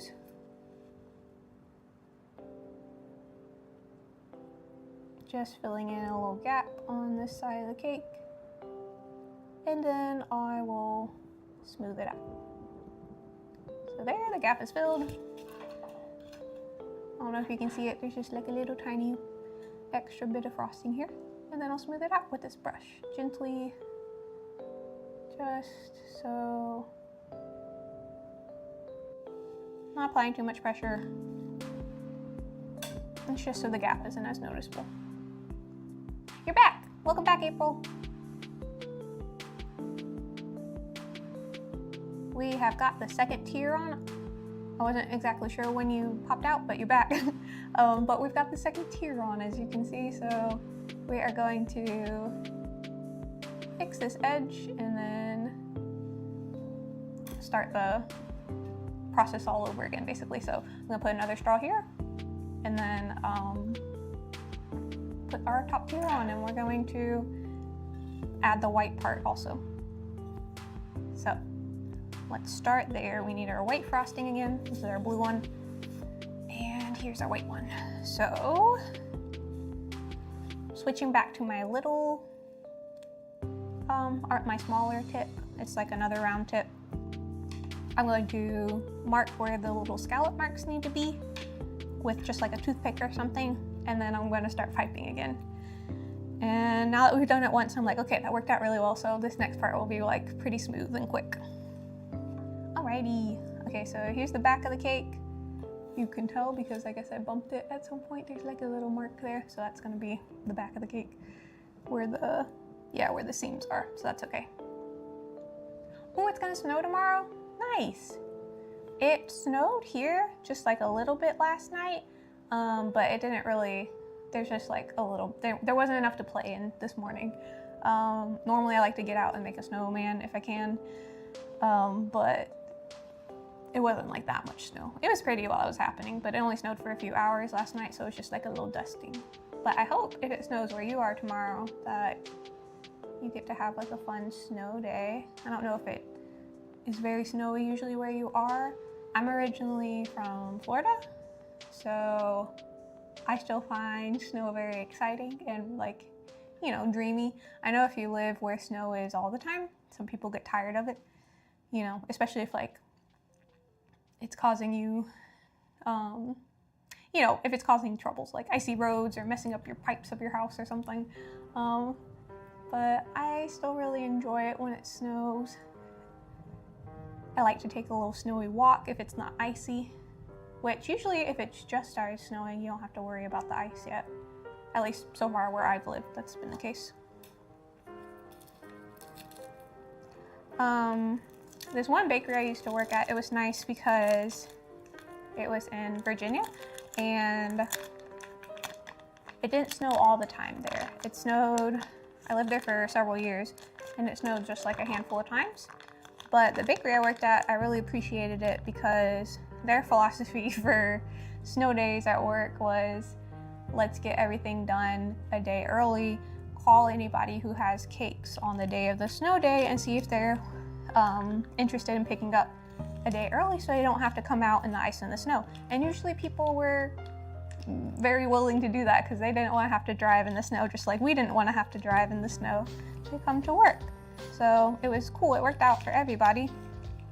And then, you know, we would work really hard in the first part of the week and then, or whenever it was, work really hard to get ahead and then we would get a day off, which was nice because, like I said, I'm from, you know, Florida and I wasn't used to driving in the snow or the ice or whatever, so mostly I wanted to avoid that as much as possible.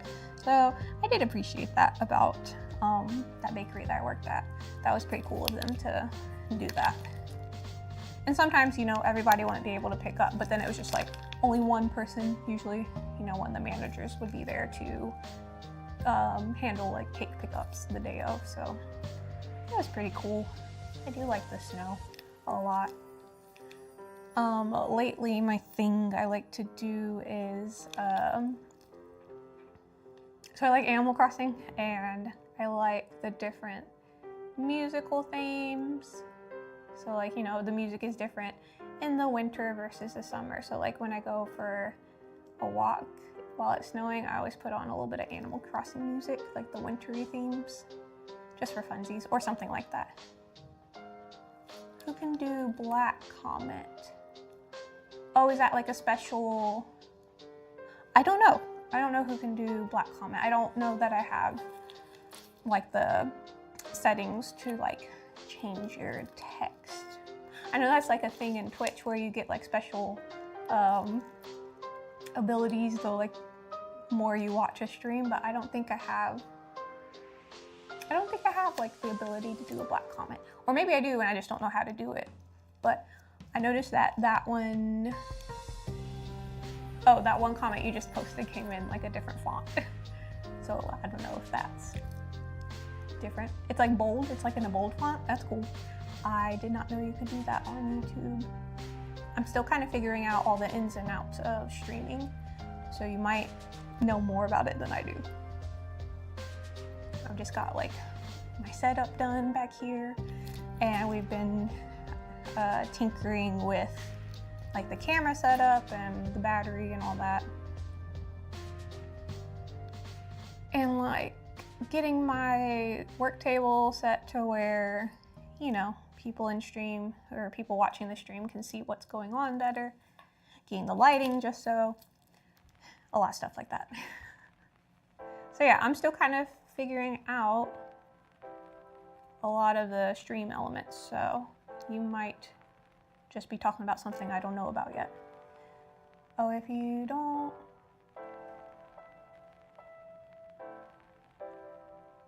Oh, okay. So like your keyboard. Gotcha, okay. Yeah, like I was saying, you probably,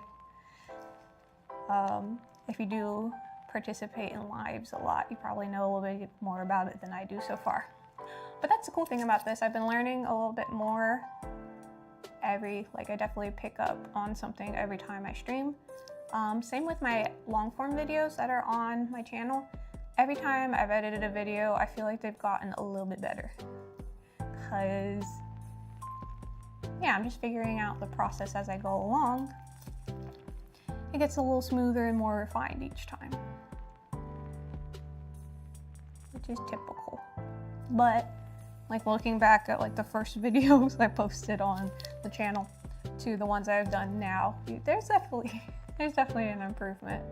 Like from the way they were shot and like me not being awkward in front of the camera. That's still a thing, but I'm just kind of rolling with it now. It's not a big deal. I don't have to be nervous. I'm just in my house, so it's fine.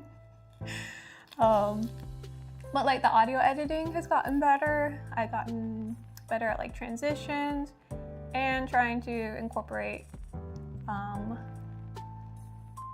more angles as I'm shooting. I feel like that's big because you don't just want to watch. I mean, it's different for live since you're like here in the moment, but I feel like if you're watching an edited video, you don't just want to watch, you know, 12 minutes of the same camera angle. You need some variety. And depending on what kind of cake I'm working on, it's like, yeah, you want to see it from different angles. Like this is a very 3D medium, so you want to be able to see it in 3D. But yeah, for people in the chat, I don't know, on my channel, I've made like some different video game themed cakes and just fun different themes. But the last time I was on live, I was asking people for some ideas of what they'd like to see in the future. Like, so let me know if there are characters or certain styles of cake you'd like to see, like, you know, like a vintage buttercream cake or you know, like different styles of cake or different shapes of cake. I'm gonna make some heart-shaped cakes coming up pretty soon. I'm going to do those for Valentine's Day, so that'll be a kind of fun little promo. I think I want to make some mini cakes that look like those little conversation heart candies. Oh, you're still on chat. Cool. Thanks for sticking around. It's nice to have someone here to chat to, because otherwise I'm just like talking to myself, which is fine, but I'm glad you're still around. April. Yeah, April. I couldn't tell what the numbers at the end were, but yeah.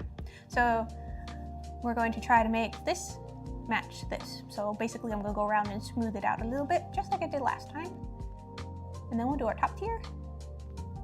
And then we're gonna be ready to roll onto some fun parts, like I'm gonna cut out the snowflakes out of fondant. And then I have some white sparkly sprinkles and some blue sparkle sprinkles. So those are gonna get added on. That was by special request. The birthday girl wanted the white sparkle sprinkles added to the blue part, and then they wanted the blue sparkle sprinkles added to the white part. So kind of like the opposite, which I think they will show up better that way, but I think it will look fine the other way too. So I'm glad that she specified what she was looking for. Her mom said she normally makes her birthday cakes, but she was saying that this year she wanted something that was a little more involved than what she could do at home. So that's why she asked me, which was really nice. I'm glad she thought to reach out. And so I could get a chance to make this cool idea. It's a pink. It's bluish, pinkish bluish. Oh, thanks. I'm glad you love the cake. Oh yeah, the lights are pink and the cake is blue, so there's a lot of pinkish bluish going on right now, for sure. Let's see. Where did I had another one of these. Oh, it's because I used it for the top. That's why it has blue frosting on it. Whoops. I meant to have one for blue and one for white, and then I crossed the streams. I ended up, you know, switching up on myself, but that's okay. Just get that going, and then I'm gonna go around the edge right here, so it'll get smooth as I go around the edge.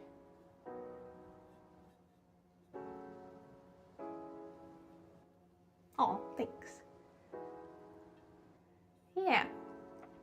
So this one, how many people do you think this would serve once the top tier was on? Because that's always something I'm wondering about with like special size cakes. Because for standard size cakes, like, you know, 6-inch, I feel like the standard sizes are usually a 6-inch cake, an 8-inch, a 10-inch, a 12-inch. I generally know, you know, how big each of these are going to be. But since this was kind of a special custom size, I was trying to guess in my head about how many servings it would be. So I said about 8, which I think is, you know, maybe. So if you imagine you cut this one into 4 pieces, they'd be kind of big pieces. So like 4 pieces, 3 piece, and then 1 piece. I guess this is kind of a big piece just for one person. So maybe like 10 pieces? I guess it just depends on how big you like your slices. 6? Yeah, that's what I was thinking too. I was like, it could be 6, but it could be 8. It just depends on how big you like to cut your slice at home, you know? Because if it's like a cake flavor that I really like, I definitely want a big slice. Especially chocolate. I really like chocolate. And I like my vanilla recipe too. I will say that since I've been cake decorating so long, I don't always like crave cake like I used to, because I feel like if you make a food all the time and you're around it 24/7, sometimes you can get sick of it, you know? Especially if you're like tasting it constantly to be sure that it's, you know, a good quality. Because like when I'm testing recipes or making new flavors, I have to taste them to be sure that they're, you know, good enough that other people like them. So sometimes, and I never thought I would say this when I was younger, sometimes I get tired of cake.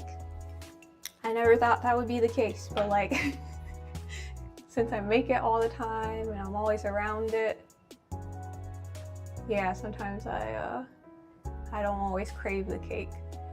And then people will make jokes. So like if I make a cake that I'm taking to an event or a party that I'm attending, people will be like, what, you don't want any? Is it poison? I'm like, no, I make cake all the time. And people always have that same joke, like, you can't trust somebody if they don't want to eat their own food. It's like, don't worry, I tried it before, you know, before it got to the party. I tried it as it was going along the process. Yeah, that's silly. Yes, there is cream cheese frosting and Oreo in the middle of this cake. We were talking about that earlier, if you missed it, like if you weren't here before, but if anybody else has just joined us recently, it has a cookies and cream filling, and then the cake is vanilla, and then the buttercream is also vanilla, so kind of goes together pretty okay, I think. Okay, so we got this kind of smoothed out where I like it. And now we have to put our tiny top tier on. But before we do that, just like the bottom tier, I'm going to add a straw for support. So this is going to help, you know, just support the cake a little bit so that the weight of the cake is resting on the straw instead of cake on cake on cake. It's not very, oh, you didn't miss it. Okay, good. Yeah. So I'm going to measure the height of the cake with a little skewer, and then I will, oh wait, here's the one I used earlier. I'll just use that one again. No, I'll use this one because it has buttercream all on it. So I'll measure how tall this is by poking it down in here, and then grab and get right at the top. And I'm going to use this as a guide to show me how tall I need to cut this jumbo straw. So some people call them boba straws because these are the ones that you usually use for boba because they're nice and thick and stuff. So, oh, whoa. Sorry, I just saw the keyboard thing. That's pretty cool. See, I don't know how you do that. That's crazy. Okay, where did my scissors go? I've got scissors here. Oh, cute. Yeah. That's pretty cool. I don't have the Facemoji app. I have like a Bitmoji on Snapchat, but that's not the same thing at all. Okay, so I'm gonna cut this straw to the same length. Yeah, back in the day we used to make little characters with, whoa, that just shot across the room. Yeah, back in the day we used to make little characters like that with, you know, keyboard stuff. My favorite was always to make kind of like the little characters that you did. I would always do like a Kirby to where it looked a little bit like Kirby with a yo-yo. So you would do like a O or a 0 and then like with a hyphen, hyphen, hyphen, and then like a Kirby. And it looked like Kirby with his yo-yo. Sorry, my bad. Yeah. Ooh, I should make a Kirby cake. That would be fun. I made one for my sister one time for her birthday, and it was a fondant cake, and it was really cute. And then, then she took a knife and like stabbed him in the face before she cut it. It was funny, but I was like, no, Kirby. Usually I'm not really sad when anybody cuts my cakes. It was just because it was Kirby, you know. I love him so much. He was my original main character on Super Smash Bros. That's a fun video game. I don't know if y'all played it. But I just got, oops, I messed up my mark a little bit. I just finally got the Smash Bros for the Nintendo Switch for the first time. What was that? Oh, it's a little hand. Okay. From here, I was like, what is that one? Anyway, Super Smash Bros is really fun. This straw got a little split in it, so I'm actually going to use this one because it has like a crack in it and I need it to be sturdy. So I'm going to cut this one again actually and make sure that I don't crack it this time. There we go. That's better. Okay, so it's like the same height. This looks like a pasta noodle just because of the color. It makes me think of like a, what's the big round one? A rigatoni pasta? No? Okay.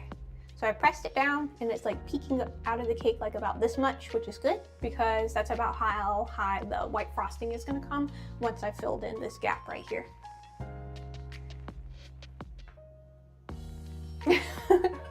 Oh, that's cool. It looks like a, the first little face looks like a koala almost. It's cool. And so I'm gonna put some nice soft frosting right here on top of the second tier because I want this top tier to have something to stick to on the bottom, so to make sure it'll stay in place. So put some white frosting here, and this should be just enough, I hope, to finish the top of this blue cake, because I think this is all the white frosting I have left. So let's keep our fingers crossed and hope that this is enough to finish our last cake. I said I've gotten better at that, but sometimes I cut it a little too close when I'm estimating the amount of frosting that I need. So I think it should be perfect, but it's always down to the last minute until you know for sure whether or not you have enough. So we will see.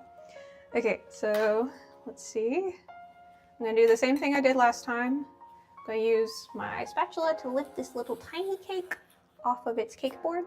So it has like an even smaller cake board underneath here, and that's going to rest on top of there. So let me move some of this stuff out of the way and keep my workspace tidy. I still need these. Set them off to the side until I'm done with this step. So yeah, that's like a big part of cake decorating too, is just taking things step by step, and depending on the design you're making, like knowing what order to do everything in to make your life easy, but also to yield the best results. So like with this, I could have done it two ways. I could have stacked the cake and then put the white part on, but then I would have to be really careful smoothing it. So it's kind of like a choose your own adventure sort of thing. Like it's like, what are you most comfortable doing? What skills have you practiced to make your life easier?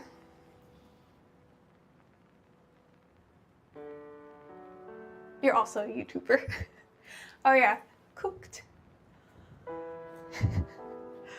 We're going to smooth this out a little bit like we did last time, and then I'll set the top tier on top. Anytime somebody says glazing you, it makes me think of donuts. I can't be the only one. I'm sure other people have thought of that, but I like donuts. Donuts are tasty. I don't make them a lot because I don't really like deep frying stuff. It could be messy. It could be dangerous. I mean, if you do it right, it's not dangerous. It's just not something I do a lot. But I do like watching people make donuts, like in videos and stuff. It's so satisfying watching them getting fried, and then they flip them, and then they're all like nice and golden around the whole thing. And then also just making big batches of donuts and then glazing them all at one time and doing sprinkles or whatever. I just think food is interesting in general, I guess. And watching people who are just like good at what they do. Like people who have a process down. All right. Glazing donut. See, exactly. That's what it makes me think of a donut. It's because like a glazed donut. Yeah. All right, here we go. So I'm going to smooth this out and then pop this guy on top. And then we might have to smooth it a little bit more, but that's okay. But mostly I just want each of I want the edge to kind of look nice and even and consistent. So just starting at the edge and swiping across the top. And I want it to be level, but I also want it to be like an even amount of frosting across the whole thing. Okay, this side needs a little work. So it might not show on camera as well, but like I can kind of maybe see a little bit better where there's some marks here and there. So if it looks like I'm doing too much, just know that there's like a little gap here that I'm trying to fill in that you might not be able to see. Otherwise, I would just move on to the next part, obviously. Alrighty. And maybe do it 1 or 2 more times and it should be good. I definitely have to remember to tell my friend that there are straws in here because she might cut into it and not realize it. And then she'd be like, what is this inside of my cake? But that's really normal for people to use supports inside of tiered cakes. Like you don't usually see them tiered cakes without them, because it helps make sure that, especially if you have to travel with your cake for delivery, make sure that it's going to survive moving around and stuff. So yeah, I want to do like an in-depth tutorial sometime soon about stacking tiered cakes. It'll be a little more involved than this one because I'll do like, you know, an example of what it would be like to do a full-size tiered cake. You know, not just a mini one, but in the meantime, a mini one is good.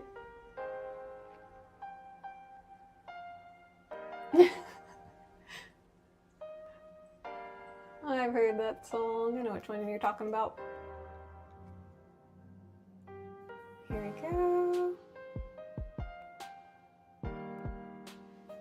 Okay, that is looking pretty good. Just one more. Gentle pass on the top and we should be looking pretty smooth, I think.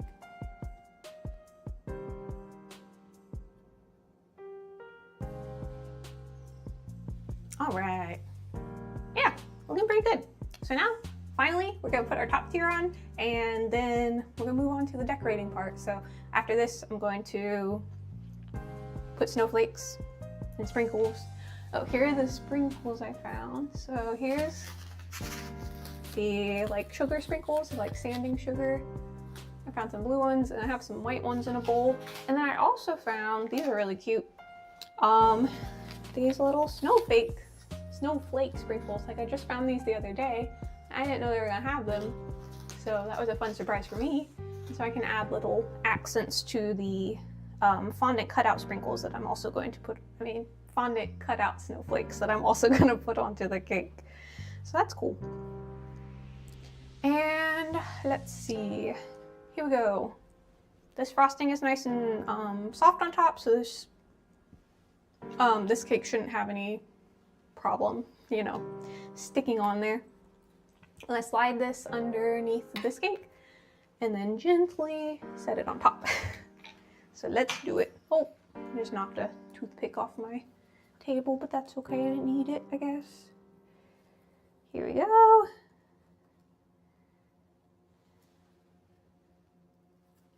Oh, it doesn't want to come up. It's like really stuck onto the board pretty well. There. Okay, and I'm gonna go around the edge of the bottom of this one before I lift it up, because the last one had a little bit of it had a little too much extra frosting down the bottom. That, since I know that now, I can take it off beforehand. It was just how I slid the palette knife under it, made like a little lip, which wouldn't be so noticeable, honestly, if this was a big cake. And if the tiers were the same color as the color that they're sitting on top of, you would just, you know, put on a glove or get a brush and smooth it together, no problem. But since these are 2 different colors, I need the seam to be kind of like as separate. Like you still want it to look nice and sharp, but separate also. Alvin and the Chipmunks, yeah. I was thinking about them over like the winter because, or the like Christmas holiday. I went home to visit some family. And like obviously all the classic Christmas music was coming on. And my mom has this one mix CD of like fun, silly Christmas songs, and the Alvin and the Chipmunks version of We Just Want a Hula Hoop came on. Okay, carefully lift it up. Oh no! No. Okay, emergency. Hurry. Take it back up. Oh no. Okay, it's okay, because it's okay. No. kitty. Okay, I'm gonna flip it. It's because I tried to pick it up with a skinny one. It fell over. Hang on, one moment, please. Gotta flip it back up. I'm sorry, little cake. Oh gosh, I did this terribly. This is a terrible idea. Well, it's already stuck to this, so I'm just gonna pick it up with it. Oh, I can't believe I've done this. Here we go. How should I? This is very silly. I don't know why I'm doing it like this. It's because I'm being watched. I feel like I act more like a normal person when I know nobody is looking at me. Hi. Oh my goodness. It fell. It toppled. It literally went boop boop. And it was like right here. Okay. So the top is a little messed up because it literally fell on top. But guess what? We're gonna put the white frosting on it and then nobody's ever gonna know. Just you and me. So it's gonna be okay. Oh no, see the sides are still smooth, so I'm not panicking. It's okay. What was I thinking? I used the skinny spatula like a fool. I should just use the normal one, but I was just getting too big for my britches and being a goofball. That's okay. If it was messed up on the sides, I would just smooth it out again and it would also be okay, but that was so silly. Okay, so I'm going to put the top tier on now and not drop it. How about that? Here we go. Come on, little cake. I didn't mean to drop you. We can still be friends. Okay, pick it up gently. It's because it's so tall for his size, I guess. And place it on top. I'm about to throw it again on accident. Here, get 2 spatulas, silly. And I want it as far on the edge of the bottom spatula as possible so it's easier to remove. There we go. Okay. So gently, we're gonna place it on top and we're not gonna drop it this time. That was too much excitement for me. And now our cake board wants to come too. Stay there, cake board. What if I put this on the edge so it stays down? There we go. Wow, lemon and stem. Okay, place this on top now and don't drop it like a silly fool. And I want it to be as centered as possible. So, here we go. Okay, top tier is on. We're doing things. And now I just need to gently, it needs to go this way a little bit, so I'm gonna nudge it that way a little bit. As carefully as I can manage without messing this up. Here we go. Scoot. Scoot. Okay. And just a little bit more that way. Just really gently moving it. It hardly looks like I'm moving it at all, but it's, yeah, you can tell. Okay, that's looking pretty good. I need to like press it down firmly into the buttercream because it's going like this. And hopefully that'll even out the top. I'm really manhandling the top now because I know I gotta put all that white buttercream on top, so I'm not worried about it, but normally I would be a little more gentle, I guess.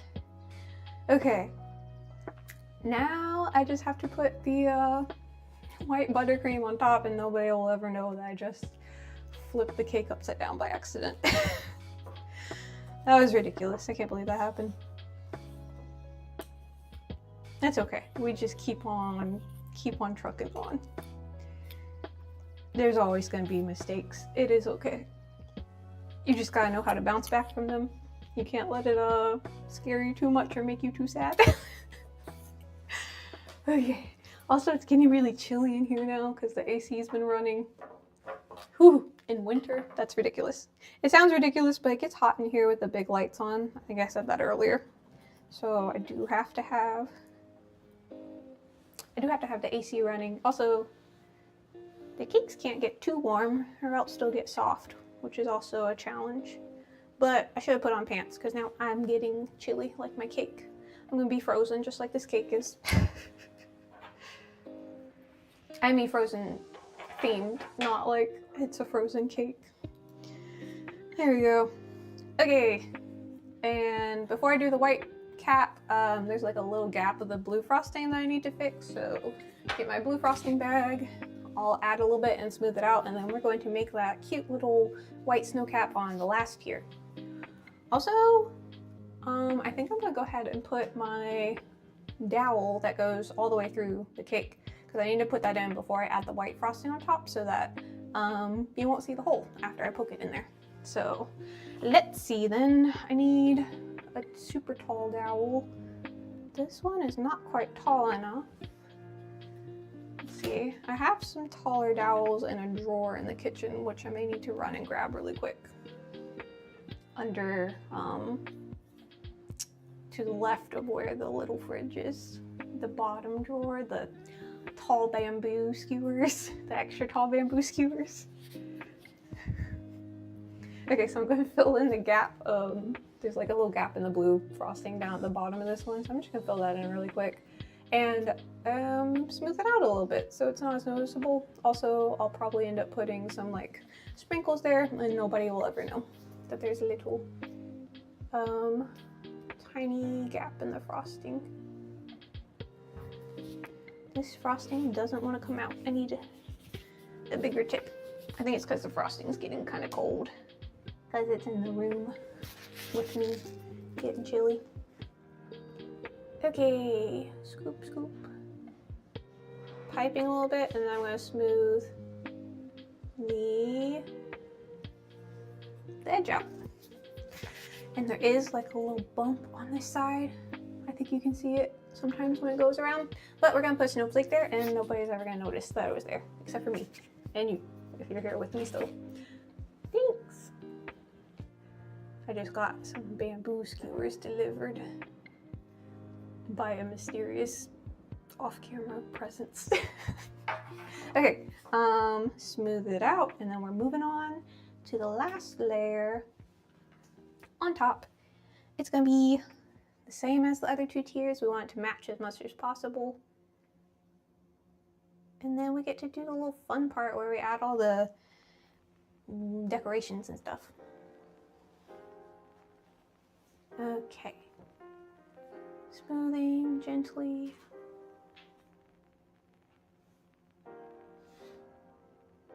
I also just use my little silicone tipped tool if I have the right one with me.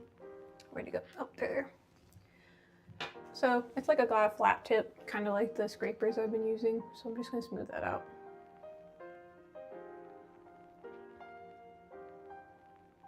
Because there's a little excess frosting there.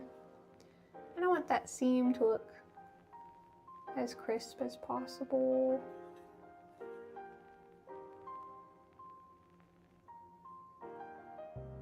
Okay, looking good. Now we're gonna move on to our final snow cap peak. This little cute winter cake. And then add our sprinkles and snowflakes. Okay, so now that I have a nice tall bamboo skewer, this one is gonna go down through all three tiers, and it'll add just a little bit of stability to the cake and make sure that they're all anchored in place. This is something you do to make sure like your cakes can travel well. And like I said, if this was a bigger cake, I would use more support. I would use a thicker dowel, but this cake is not very large, it's not very heavy, so I'm doing minimal internal supports, because also you have to think about when you cut open a cake that has a bunch of dowels in it, sometimes it makes it difficult to slice into the cake, because like you have to slice around where the dowels are, or there will already be, you know, like the dowel makes a little tiny hole in the cake, so like that's where you're gonna have to slice next to. Anyway, so just all things you have to think of when you're doing this. Okay, so I'm gonna cut it just a little bit shorter than the top of the cake. About, well, I guess I should do it this way. No, this way is better. Okay. Because sometimes with the pointy edge, if I have a thick cake board, I will like stab it through the cake board as well, but this is a thin one, so I don't want it to poke through the bottom of this one, because it won't be like anchored in place exactly. Okay, and now I can't do these with scissors because they're pretty thick, so I have these dowel cutters, and they also cut like PVC pipe apparently. And so I'm just going to line it up and cut it. Okay, it wasn't as loud as I remember. And now, let's see, just poke it down into the top of the cake. Sometimes if it's like a big dowel, I have to use a hammer, but it's a little baby dowel, so we don't really need to do all that nonsense. And hopefully, if I slide it directly in the middle of the, oh shoot, you know what? I did need the pointy end because I still need the pointy end to poke down through the cake boards that are under each. That's why I need the pointy end. Hang on, take two. We'll grab another one. Okay, try that again. I was thinking about that. Okay, so here we go. And here we go. So I will need a hammer because I'm just gonna have to gently tap it to go down through the existing cake boards. Here we go. And they're really thin, so I won't have to like press very hard. It's more just like even pressure. Okay, so, okay, and there's like a little pop. You might not have been able to hear it, but it just went through the first cake board. And so now, I'm gonna go all the way down, and it'll eventually hit the cake board that's under the middle tier. And then tap it, and then it just went through. And there we go. It is going all the way down.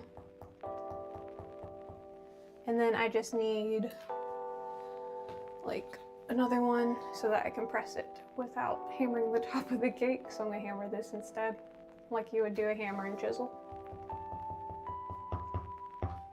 And now it sounds a little more like a deeper sound. That means I've hit this bottom cake board. And like I was saying, if I was using a like 2 layer cake board called like a cake drum, I would then hit it again to make it go through the top of that so it's like all anchored in place. But this should be good for this little cake.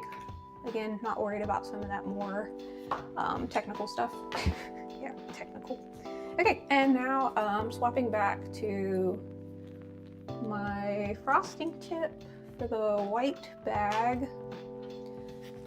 And I'm gonna do the scallop border on top, or like the little snow cap design on top. So, same thing like I did before. I'm gonna make some little hash marks where I need each of the scallops to go. Okay, this is the back of the cake. We'll start here. And the other ones I dissected or like made it 12 segments. This one I might just do 8 because I think the scallops will get like too small in size if I do 12 on this one, and I kind of want them to look more matchy. So we'll just do 8 on the top since it's such a small diameter. So here we go, making some little marks so that I know what I'm doing, and these are going to get covered up so you won't see them anyway. There we go. What time is it for me? It is 5:22 p.m. What about you guys? Also, hi. Is it Caillou? Oh, also hi, Robly. I didn't notice your emoji, but thanks for chatting. 12 a.m. in Florida. You're up late.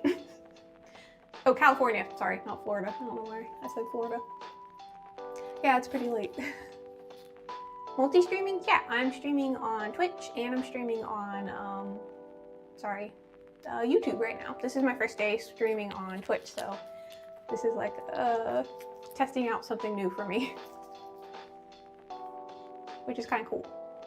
Getting used to streaming live, and you know, I've just been working on the setup and everything, so that's been fun.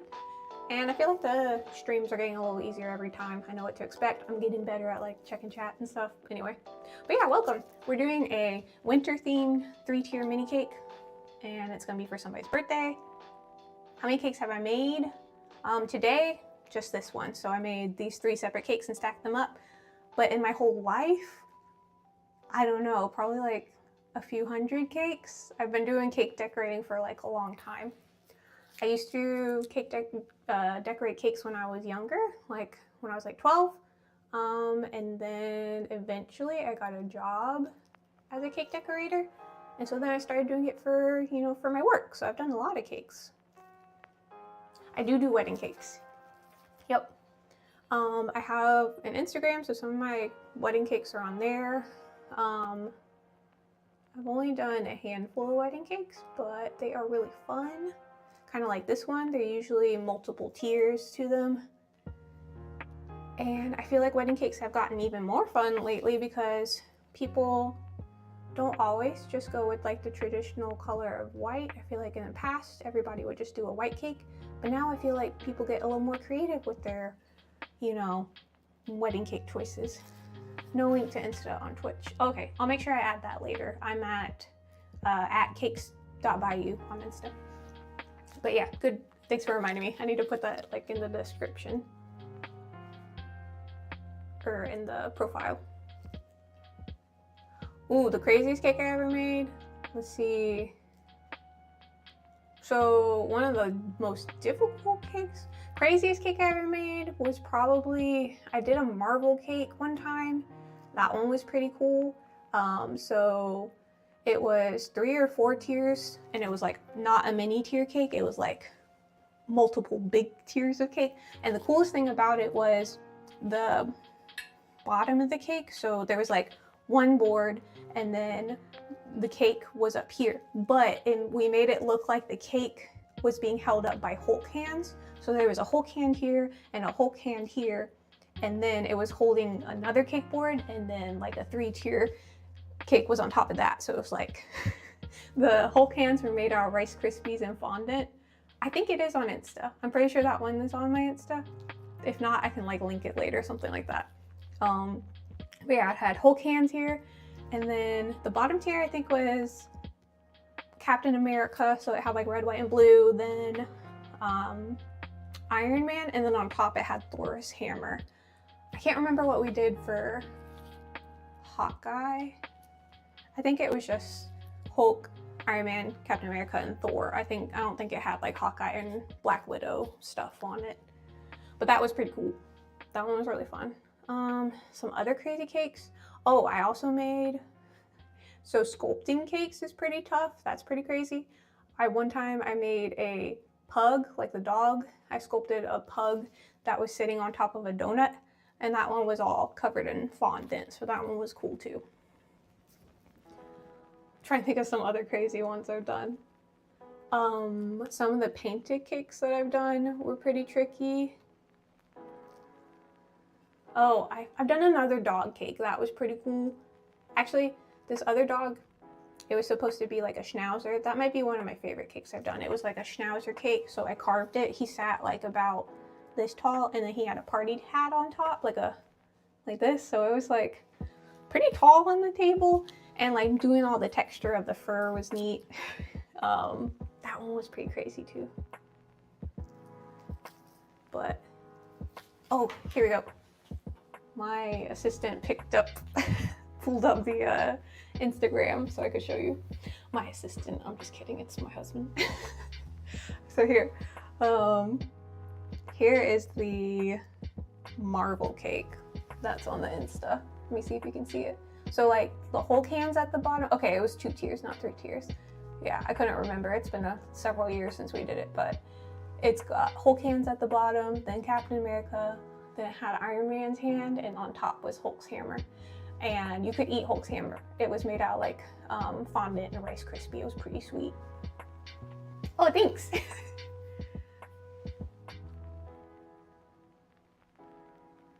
That's so cute. Yes, I am open to suggestions. I've been trying to get people to give me some ideas and stuff. I do love doing like video game themed cakes. Love Mario and Nintendo, Zelda. I definitely want to do more Zelda cakes. That would be really cute to make the cake that she makes. That would be awesome. Oh, I think the reason that one didn't come up on my Instagram was I put that like on my old personal Instagram, so I need to post it to the Cakes by You Instagram. I'll be sure to do that tonight. I'm glad that I thought about that, or that you reminded me of that cake. So,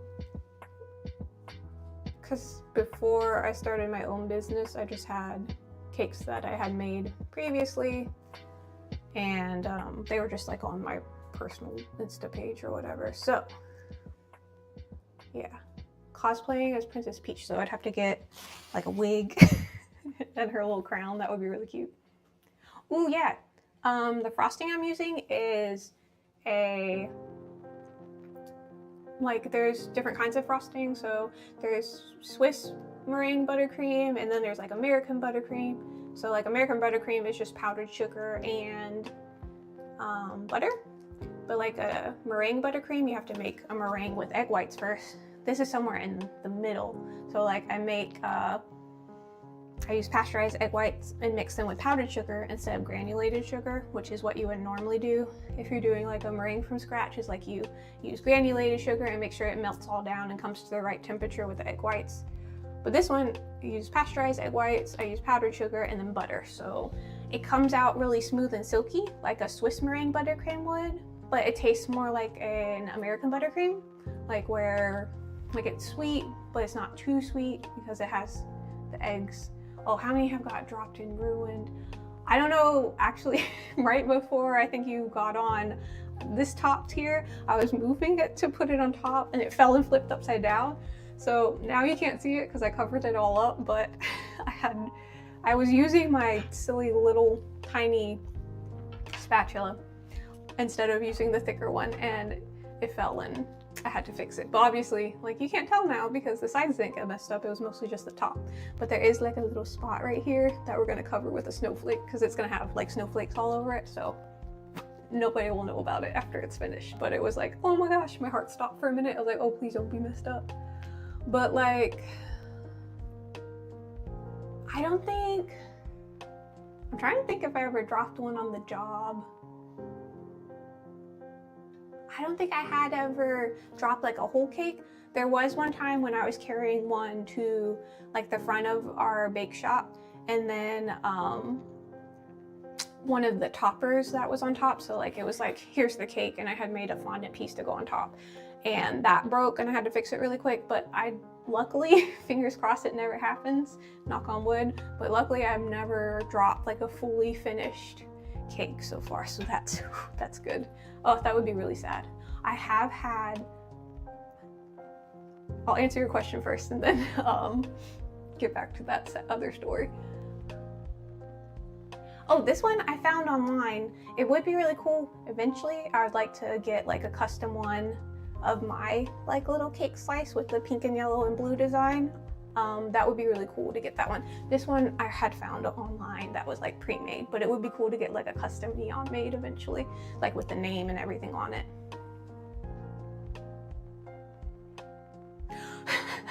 That's not a bad idea. I would have to get a green tablecloth first. I think right now I only have black ones, so I don't think that would work well. But yeah. Okay, I'm about to have the battery swap, so it might, freeze for a second, but then it's gonna come back right on. So just if it freezes for a second, that's all it is. Oh, it froze on such a weird face that I'm making. I can see on the screen, but that's okay. Okay, and I should be back on in just a second. The camera was running out of battery. Man, how long have I been back here, actually? I've been doing this for a while, which is good. I gotta finish this cake for tomorrow for my friend's daughter's birthday, but I do need to, get finished with the decoration part. Okay, so this top tier, the other ones I wasn't worried about because the cake was going on top of it, but I need this top one to be nice and smooth. But first I need to smooth out the edges, and then I'll finish smoothing out the top. Where's my little scraper? I have these little blue plastic scrapers that are really handy for doing buttercream smoothing.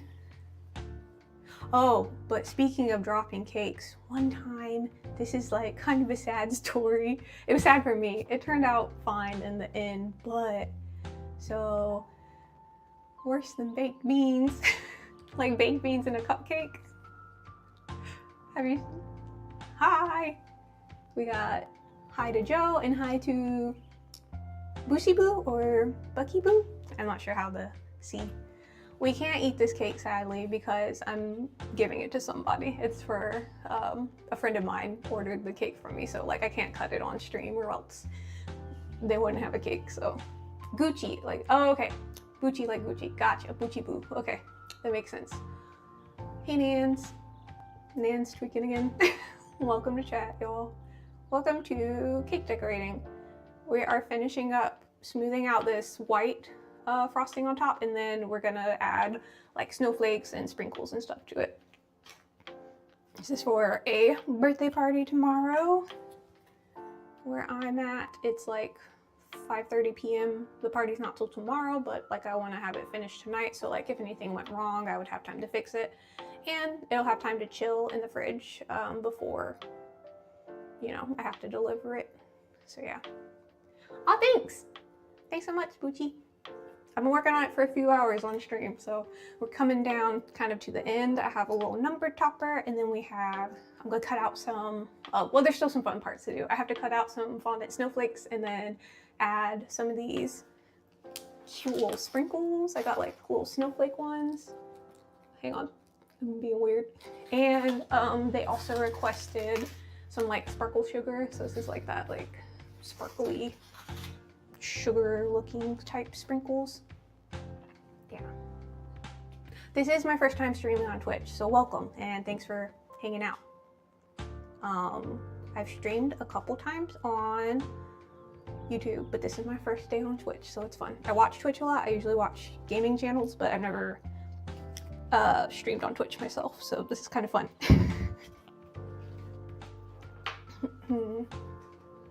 What's the highest number of tiers cake I've made? 4.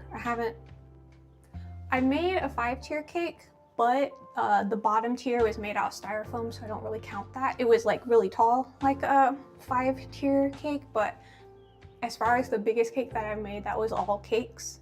I've done a 4-tier cake, but we've done bigger ones where like the bottom tier or the bottom 2 tiers was made out of styrofoam. And we'll do that for stability, but also sometimes like they were for weddings. Usually the big tiered cakes are for weddings. Yeah, usually if like once you get cakes like this big and then have them go, it's a lot of servings. So if they knew they only needed like 200 servings, they didn't need the bottom to be cake. So that was kind of how we did that. We would call those dummy cakes because they weren't real cakes. They were just like a cake dummy. So that counts? Okay. Well, then the biggest one I've done is 5, I think. That one was pretty big. It was pretty heavy too. Yeah, stability. Smaller cakes and mixed varieties. Yeah, smaller cakes I feel like are fun because you have more details, but like big cakes are fun because you have a lot of like surface area to work with. Usually I feel like most of the wedding cakes we made, typically they're all white. Sometimes they'd be buttercream, a lot of times they'd be fondant, and then they would have lots of floral, or they would have very decorative like intricate piping or filigree on them. Yeah. White bottom, chocolate middle, and then ripple sponge on top. Yeah, I feel like usually the biggest tier is going to be white or vanilla, I guess because they're thinking about, you know, what flavor the most people are gonna pick or eat or enjoy. Is ripple sponge like a marble cake where it's like 2 flavors, or is a ripple sponge something different? I don't know if I've heard of a ripple sponge. Or like a caramel ripple, or like a something like that. To make a 6-tier cake, I might have to work my way up to that. Maybe we could put it like as a goal, like a channel goal, like once we get like a certain number of subscribers or something, we could do a big challenge like that. But I feel like the big part of that would be finding enough people to eat that big a cake. But maybe we could put that as like a goal eventually, once we get like things rolling on the channel. Oh, Black Forest. Okay. Ripple cake like a Black Forest. Gotcha. Yeah. I like Black Forest. I like anything that has like a chocolate base, really. Layered sponge, but softly. Oh, okay. So like just a softer sponge. That makes sense for it being the top tier then, since it's like more delicate. Like you need the sturdy like butter cakes on the bottom, but then like you can have more delicate cake on the top tier. That's pretty cool. I like it. wastage. Oh, yeah. A decade? Nice. Do you have like a favorite style of decorating to do, or do you have any, you know, types of cakes that you really enjoyed? They were asking me earlier what's the craziest cake I've done. I feel like our fondant cakes were usually crazy because they would be like sculpted. We did like a BB-8 cake one time that was cool from Star Wars. That was pretty wild. Oh, I did the sorting hat from Harry Potter. That was neat, but it wasn't very big, so it wasn't that crazy. It was just kind of cool because of all the texture on the hat. Pastry? Oh, nice. Pastry is awesome. That's a whole different world, I feel like, you know, like bread making versus pastry versus cake. Yum. I'm really lucky right now. I live next to a bunch of different bakeries, so there's always croissants and salt bread around, so I don't do a lot of pastry baking lately because I can find it right out my front door, so I'm kind of spoiled right now for that stuff. Because pastry, I don't know, you know, some people don't realize how much time pastry making takes, especially with like laminated doughs, getting all the, you know, layers of butter in your yeasted dough, not to mention different ferment times or like rising times. Oh, pastry is delicious.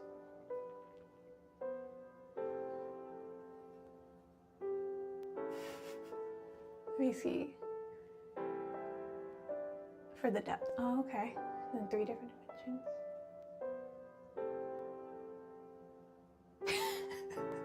Yeah, I feel like unless you have like a big dough sheeter, croissants is like, it's so much work to do that all by hand. Like if you have one of those sheeter machines that helps you roll it out between, you know, stages, that's nice, but it's a lot of work to do those kind of pastries by hand. That's crazy. I was talking earlier and I kind of went the opposite direction that you did. I originally started out for a few years as a pastry chef at a restaurant, and then eventually I transitioned into cake decorating, so we kind of did the opposite thing. It's pretty funny. I'm just trying to get these smoothed out. I keep getting distracted and chatting too much, but I could do both. I can multitask. But yeah, I'm going to smooth out the sides first and then smooth the top out, because that has worked best so far for the other 2 tiers. And it doesn't have to be perfect because it's just like a little snowy design. How long have I been cake making? So like unprofessionally, I've been like trying to do cake since I was like about 12. That was the first time I entered like a competition or whatever. But professionally, what year is it? 2026? Professionally, about 10 years. I think my first cake decorating job was 2015 or 16. Probably 16 or 17. Yeah, because I'm trying to think when I graduated, and then I did the pastry job for like 2.5 years, and then kind of switched to cake decorating after that. And I worked at like different styles of bakeries also. Like I worked at one place where we only did buttercream. So it was more like we would do, you know, piping designs, and then the only decorations we would do, we didn't do any fondant or anything crazy. We did a lot of characters like piped in 2D on top. So lots of kids' birthday cakes, lots of floral cakes and things like that. It was a cute little bakery in Maryland.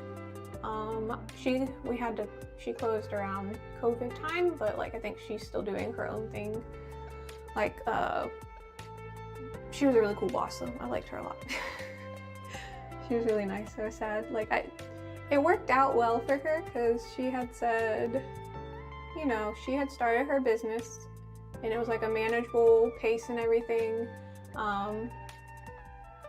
And as the her business got larger and larger, you know, the parts of the business that she didn't like became more prevalent. Like she didn't like managing people. She just wanted to bake and like, you know, talk to her community and, you know, do that kind of thing. And so it was kind of a relief to me that when she did close after quarantine, she was like, no, this feels like the right time for me to do this. I've been thinking about it. And so that was good, because it would have been really sad if she just had to close because of, you know, financial reasons. But Like, I talked to her, you know, months later, and she said it was definitely the right decision. So I'm like, okay, good.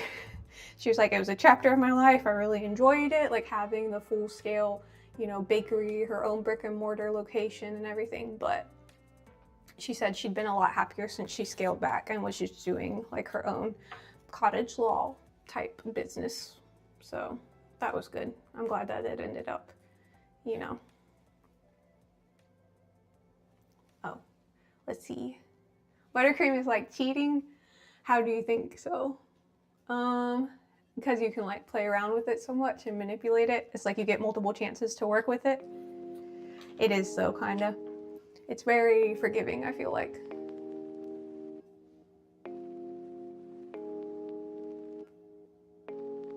Oh yeah, for sure. Pastry, you have to be a lot more precise. Yeah, decorating and stuff, you have, you know, you have a lot of wiggle room, you have a lot of creative freedom.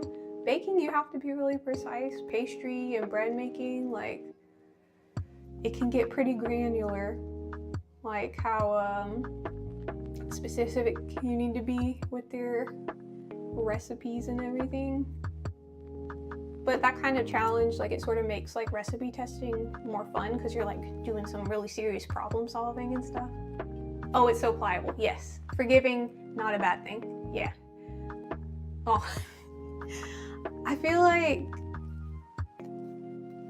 cake decorating is tricky though, because sometimes you do get stumped on like, oh, what should I do that would be like a fun new idea? You can get in a rut. You can like be doing the same things over and over. So it is cool if you like, I've been doing custom cakes for a while. That was my, whenever I had my business in Virginia, that's what I did, like, was just strictly custom cakes. So like that took some of the, like, having a customer coming to me with a design in mind helped, you know, narrow things down. Because like if you have the world of possibilities, you sometimes get stuck trying to make a decision. But like if you have somebody asking you for something specific, you're like, okay, this is the direction you're trying to go in, or the theme you're working with. Let's just, you know, I can come up with different ideas in that theme. Kind of like for this one, I was showing Chat earlier. She told me basically what kind of design she wanted, and then I came up with like 3 different similar, like she said she wanted blue and white frosting, like blue frosting and then white decorations and stuff. But then I came up with a couple different designs. So like I feel similarly, like I get stuck creatively sometimes, but to have like you know, parameters to work within kind of helps sometimes, because you don't get overwhelmed by all the choices you have to make. So yeah, but she went with the middle one, which is the one we're doing. And then I made a little white chocolate number 6 on top, and then like I said, we have to add some little fondant snowflake cutouts, so that I have to do, and then sprinkles. So I think I'm gonna go over the top just one more time to smooth it and level it, because it looks so, there's like a little tiny gap. I know you might not be able to see it on camera yet, but in person, I gotta fix it. That's another thing with cake decorating. Like sometimes you can do too much. Like you'll go over something over and over again, and you're like, okay, I gotta move on, because I'm gonna mess it up worse if I keep working on it. Yes, an abyss of options. Exactly, exactly. That's how I feel like sometimes if I'm trying to come up with like a promo, or back in the day when I worked at someone else's bakery and we would do case cakes, it was like we could do generally whatever. Like if it was a holiday, it was like, yeah, you just pick a design. I'm like, I could do anything, what do I do? So yeah, exactly. Oh gosh, but that was fun too, because like if there was a holiday, it was easier to think of an idea, because you're like, okay, I'm generally gonna do something Valentine's-y or Halloween-y or whatever. But like when there wasn't a holiday around, it's like, what do I want to practice, I guess? Like what skill do I want to try out, or what type of design have I seen that I want to try my hand at? But there were limitations at that too, because like when we were making cakes for the case, it wasn't like something we could spend all day on. It was something to make quickly, so we had, you know, extra cakes outside of our custom orders for people to walk in and buy.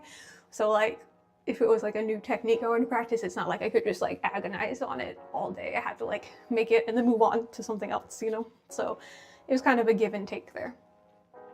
Okay, so this cake, looking pretty cute, looking pretty sharp. I think we're gonna move on to, you know, some details, because I was telling y'all earlier, for people who just joined us, I was lifting this one up and I accidentally dropped it, so there's like a little mark there, but that's where we're gonna put one of our conveniently placed snowflakes. So with that being said, I'm gonna grab some fondant and roll out a little thin sheet so I can cut some fondant snowflakes out. I have a little different sized plunger cutter, like stamp cutters for snowflakes. So I'm not going to be hand cutting these. That would be wild. All the details. Exactly, happy little accident. I used to watch Ace of Cakes a lot with Duff Goldman. It was on Food Network.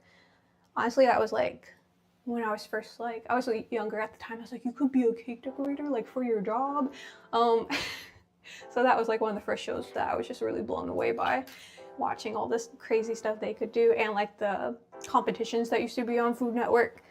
So that was one thing that Duff Goldman was saying on one of his episodes. He was like, you know, one of the big secrets to cake decorating is if you mess something up, if you know what your design is like, it's not going to be a problem, because it's like, yeah, maybe you stuck your finger into the side of the cake, but he's like, guess what? That's where flour is going to go. So if someone picked up that flour, they just see your giant thumbprint, but they're not going to do that, and they're not going to know because the flour is there.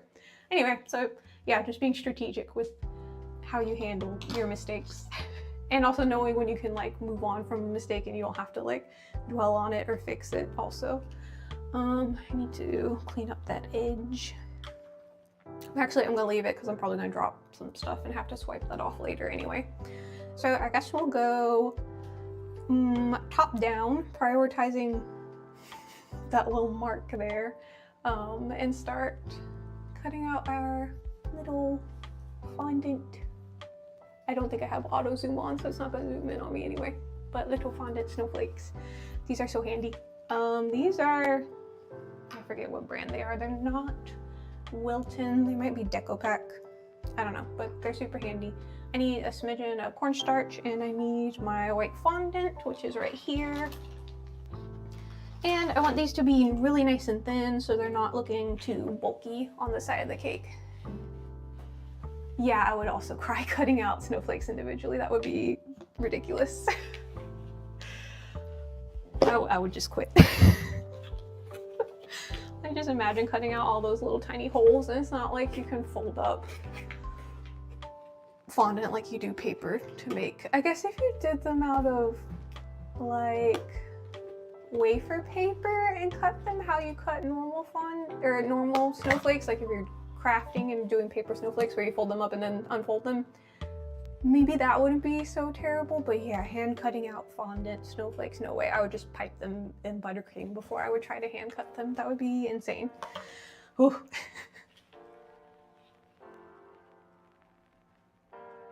A level glued onto a spare, first finish, okay.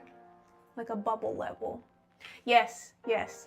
I don't have one handy, but that is one thing I've been meaning to invest in. I need a bubble leveler for cakes, and then I also need to get like a little hand drill because I want to try doing some cakes with more structure. I was talking about this a couple of days ago. Cakes with more like armatures inside, like with dowels and stuff, so I could like practice making kind of more funky carved cakes, because that's not really something I've done a lot of, and that's kind of what I'm doing when I don't have like an order from somebody. That's what I'm doing on stream, is trying to like practice new skills and try new techniques like that I haven't gotten to work with professionally in the past. I also really want to do, I have a little cake airbrush set, but I need to find like a little vented tint or something that I can spray in without getting airbrush food coloring everywhere, because we used to, so I'm gonna spread out the cornstarch while I keep talking. We used to do, oh my goodness, come here. Use my brush, I guess, so I don't have it all over my paws. We used to do airbrush at one bakery I worked at, but even if we had this little like pop-up tint that you could use, but obviously it was still open on one side, so it was like a little three-sided like wire with a canvas kind of tint thingy. We would put the cake in and they'd be spraying from this side. But even just from having that one side open, like you would go to wipe down this table and you're like, oh, there's like green food coloring everywhere. But then you would go to wipe the table behind you and you're like, oh, there's like a fine mist of green food coloring behind me because it's aerosolized, it's getting everywhere. So I need like a, I don't know, like an enclosed like little biohazard cake. Oh, did I make a wicked cake? No, I don't think I made a wicked cake yet. Not since the newest craze of like the second. No, I haven't made a wicked cake. That would be a fun one to do. I like pink and green together, so I think it would be cute to do something off of that. Yes, ventilation, because it makes so much of a mess. And oh my gosh, yeah, the spray goes everywhere. Also, I was like, you know, when you see people online or on shows doing like the cocoa butter spray, they always have like a legit ventilation mask on for a reason. Because I was spraying with the airbrush and I had like a, what do you call it, like an N95 face mask on, but still, like later when I got out, this might be too much information, I don't know, later when I got out of the shower, I like blew my nose and there was like a little bit of green food coloring. I'm like, I'm over here huffing food coloring. Like they need to supply us with like a legit little ventilator setup or else we're gonna be inhaling stuff. It was crazy. Let's see, I have a knife somewhere. I need to just cut off a little chunk of my fondant. I'm using Satin Ice because that is the, I don't know, the best brand I found online that I can order right now. Where I'm at to my P.O. box. I'm living in South Korea right now.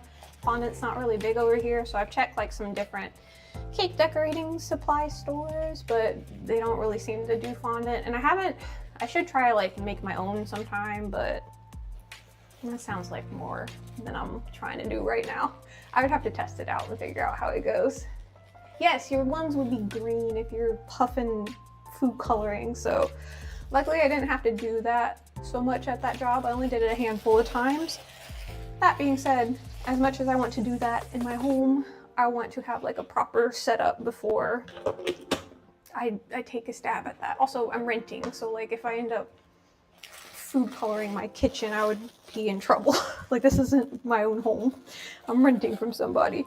And yeah, justifiably, they would be upset if they, if I stain their wooden cabinets green or blue or whatever. Anyway, yeah. But yeah, what other, there's like a bunch of different little skills like that I'd like to practice. Let me finish making all this noise with the bag. Here we go. Seal it up. Don't want the fondant to dry out. Yeah, Satin Ice. Not a sponsor, but it works well. Anyway, yeah. Yeah, I would think so. I've done like the poured fondant before, just for, oh, April's back. Hi, April. Yeah, South Korea. We're living like just outside of Seoul right now. And Dance sorry, I can't read. Dance. This is for a friend of mine. It's for her daughter's birthday, so they're gonna eat it. So unfortunately, we can't slice it on stream, but it will get eaten. It is, April knows, April was here earlier. This is vanilla cake with cookies and cream, frosting in the middle, like cookies and cream cheese, buttercream in the middle, and then it's just a vanilla Swiss American hybrid buttercream on the outside. Okay, so I got my little fondant puck kneaded, and here we go. I'm just gonna roll this out really thin and then use my plunger cutter. You really have to, I need a little pile, an additional pile of cornstarch to dip the cutter in so that it releases smoothly from all the little crevices. Hiking, I do like hiking. I lived in Virginia before. I used to hike in the Shenandoah a lot. That was really cool, especially when it was nice out. Like spring and fall was really nice. It got a little hot and buggy during summer, and then, you know, it gets a little cold. At least for me, it gets cold in Virginia. Originally, I'm from Florida, so it was a bit of a change coming to Virginia and now coming to Seoul. It is very cold this week here outside of Seoul. Yeah. Knowing it was going to be destroyed, that part never bothered me too much, because I feel like if I keep like a drawing or like a little, I used to do like polymer clay. I have a terrible mindset to where, like, if I make something, I don't want to look at it later, because I'll just be thinking about like, oh, I should have changed this, and oh, I should have done that. Instead of looking at it positively, like, wow, look how much I've grown and how much better I've got. I'm like, oh, this looks terrible. I don't want to look at this anymore. So knowing that cakes are going to get eaten right away, I get some pictures of them and then I'm like, send it. I'm done with it.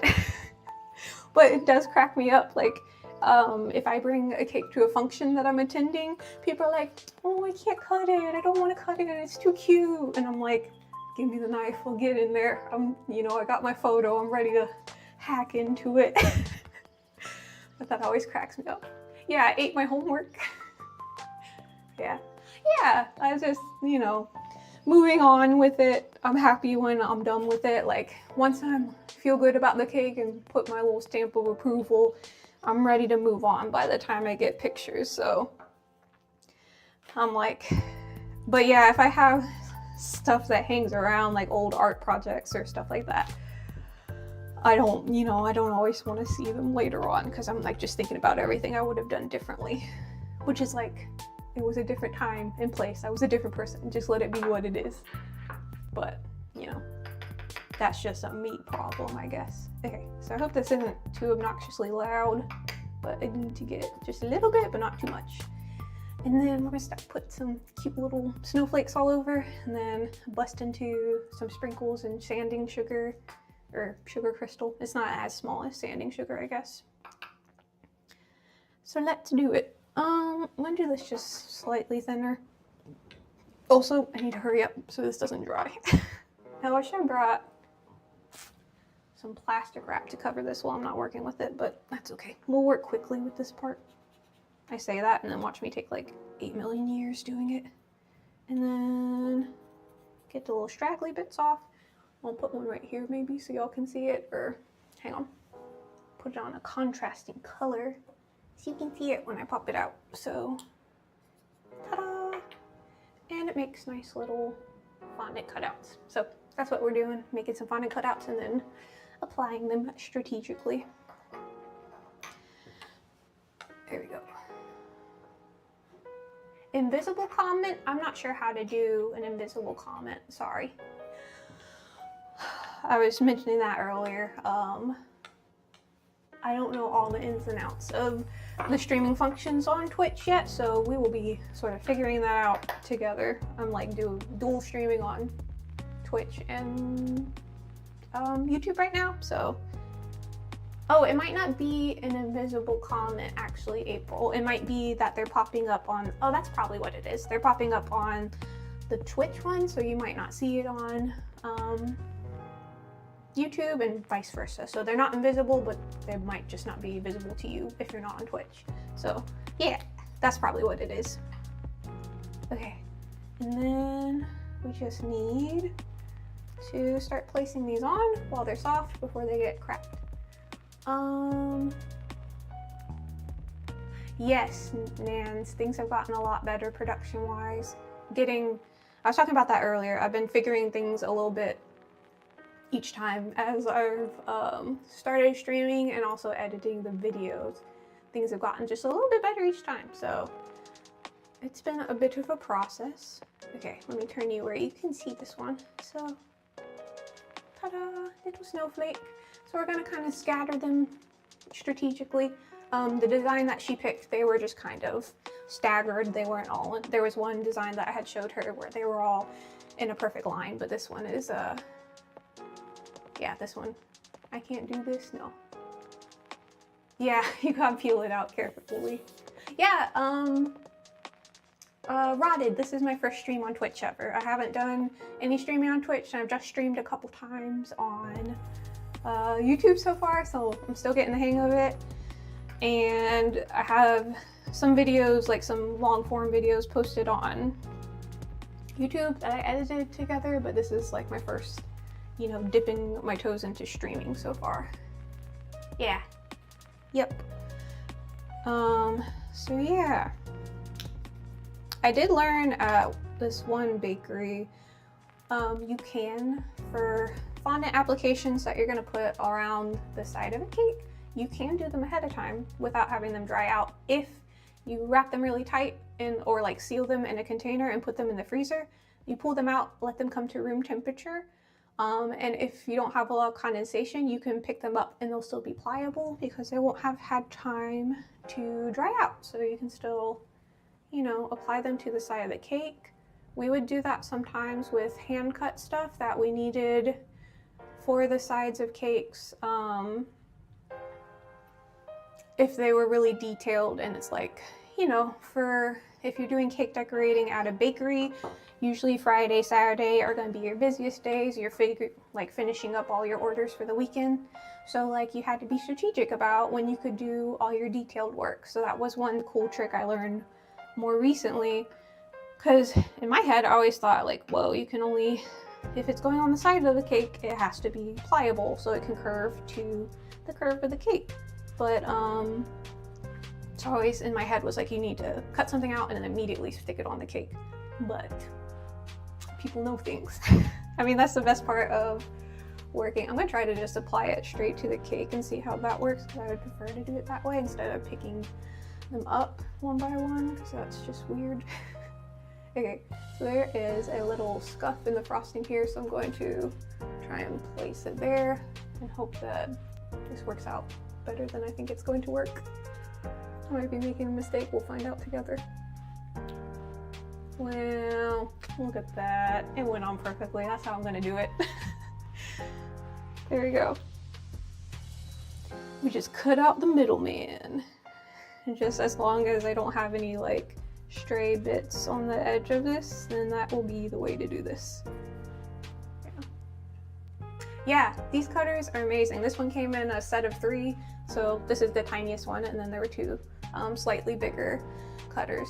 Yeah, I would not have, we were talking about this earlier, but I would not have agreed to put snowflakes on this cake unless I had pre-made ones or a cutter like this. Otherwise, they would have been piped on, which also would have been cute, but you know, this adds like a bit of a, you know, a nice polished finish look to it. There we go. I'm gonna smooth that one out a little bit. Bop, bop, and bop. Yeah.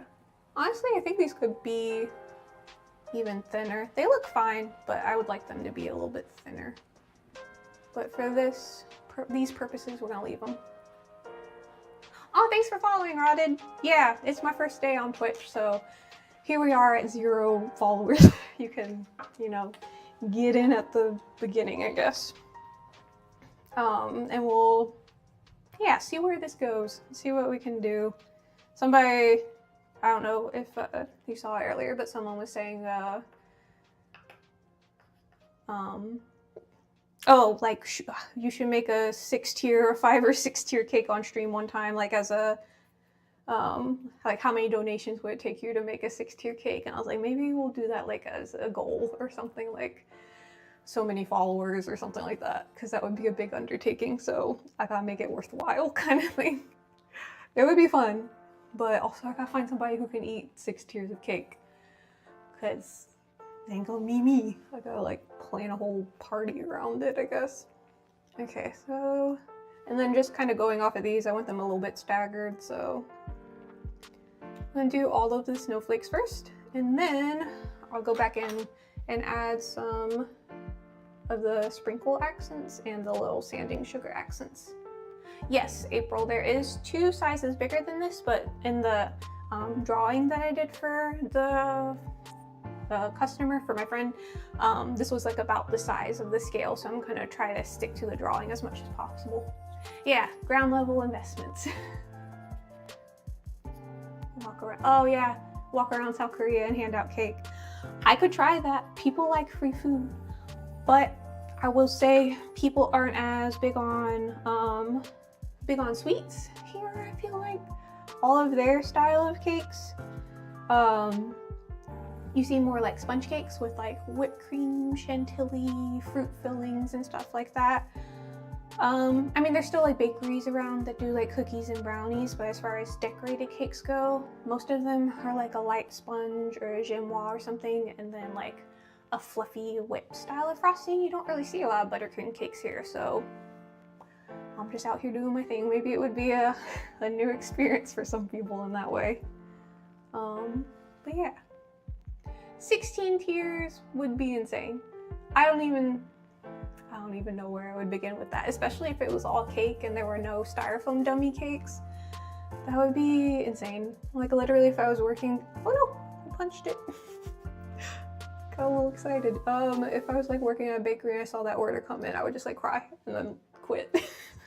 Not really, but no, we never did a 16 tiered cake. That would be bananas. I'm sure somebody could do it. Oh, I'm not there yet. So it's funny, like certain things here are more sweet, like certain snacks that you don't expect, and like garlic bread here is sweet. Like it's not like a herby, savory experience. It's always like almost like a sweet cream cheese garlic, which is weird. Also, garlic popcorn is always sweet. What else? Meat. I've gotten kind of burnt out on bulgogi because I'm just like, it's too sweet. I know it's like the marinade and it's the style of it, but I'm like, some foods I just want them to be savory, and then other foods I want them to be sweet. But yeah, things like certain cheesy snacks that you get at the convenience store, they have like a weird sweet tang to it. Like even like Cheetos, the types of Cheetos over here, it's not like a salty cheese flavor, it's like a sweet cheese flavor. Like, I don't know, certain cheeses can be sweet. Like I know like blue cheese pairs well with sweet flavors and like salads and stuff, but sometimes it's off-putting. There you go. Oops, let me scoop it back in there. Oh yeah, that would be a 16 tier cake. I would not even attempt it on my own. That would be like a full bakery staff of people. I'm not in any position to try and do a 16 tier cake myself. Someone said 6 tiers earlier, and I'm like, 6 tiers maybe, but even that sounds like a nightmare and not something I just want to do on a whim. If I could find somebody to fund it and like be sure that I'm gonna have 400 people to eat it. If it was a 6-tier mini cake, maybe, like this one, this is the first little mini tier cake, then, oh, that would be so much cake batter. You'd have to make so much. The butter alone would be an astronomical cost. Also, not to mention the up and down price we have with eggs. Well, in the US, I guess. That hasn't really been a problem over here yet, evidently. Or at least as long as I've been here.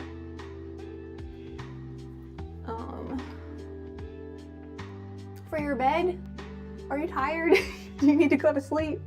I'm on the other side of the world. I imagine a lot of the viewers are in the US, and I know like it's pretty late on the West Coast right now.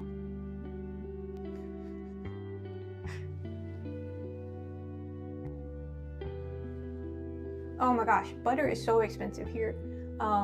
I live near a base, so I can get some stuff from the commissary, like at more like US prices or whatever, but butter like in Korea at just like a random Korean grocery store, it's so expensive. I'm talking like a half pound is like, so like 8 ounces is like $9, which is crazy if you're scaling up for a big recipe. It's crazy. Or more, $9 or more. Same thing with heavy cream. Heavy cream's really expensive here on the economy. Yeah. It's bananas. Let's see, I have like a gap for maybe 2 more over here. I'll do one way down low and then one kind of in the middle, I guess.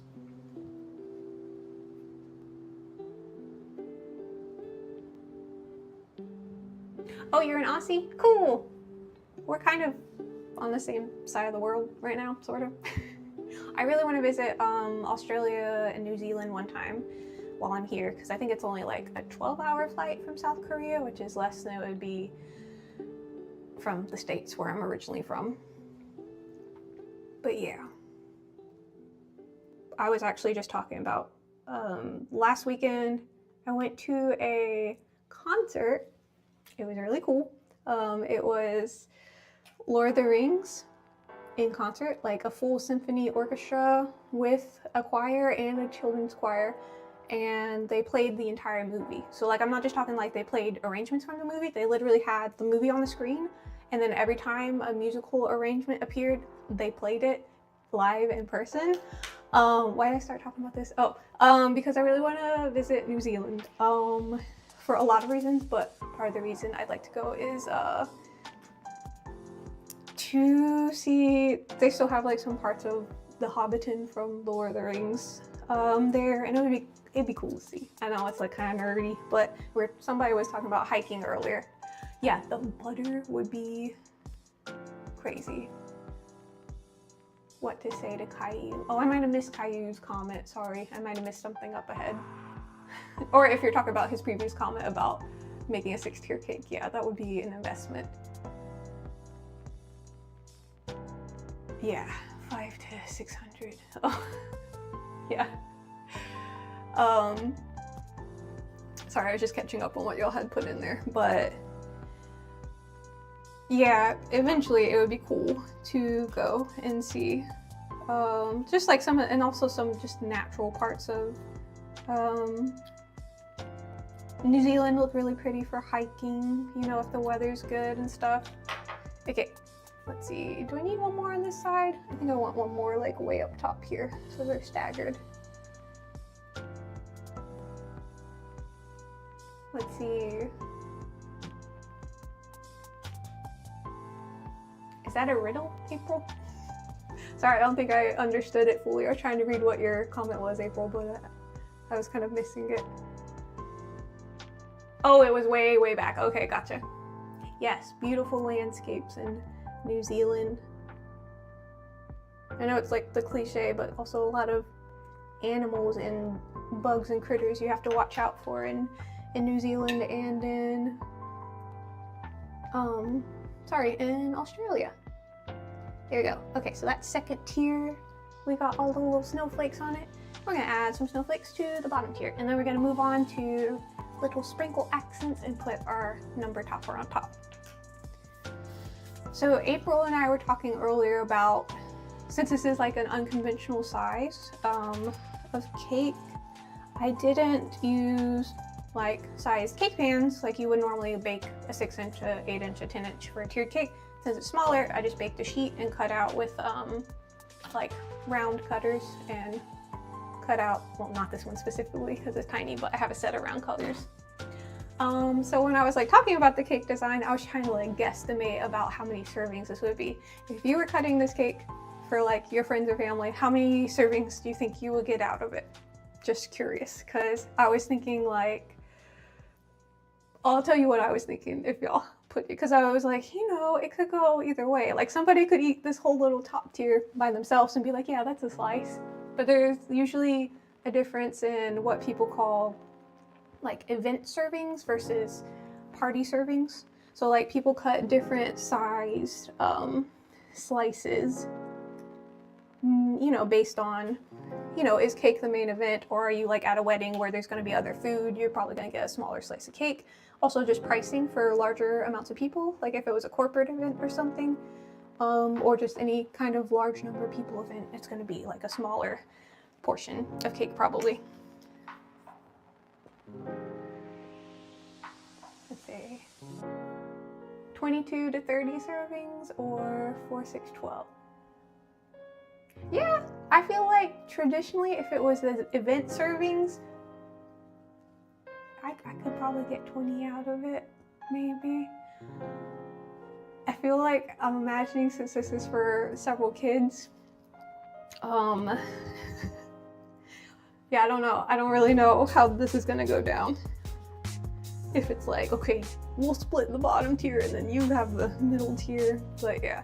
Because I'd say the bottom tier is about, now that it's finished with the frosting on it, it's like 5 inches across. The top tier is a lot of frosting to cake ratio. Like the ratio is definitely a little off for the top tier, or I would kind of have trouble. I would say you could at least get 2 servings out of it. But on the inside, the little cake layers are pretty tiny. So I was kind of like going back and forth on how many layers, or pardon me, how many servings I would quote it at. There we go, one right there. Yeah, the sugar will fill them up.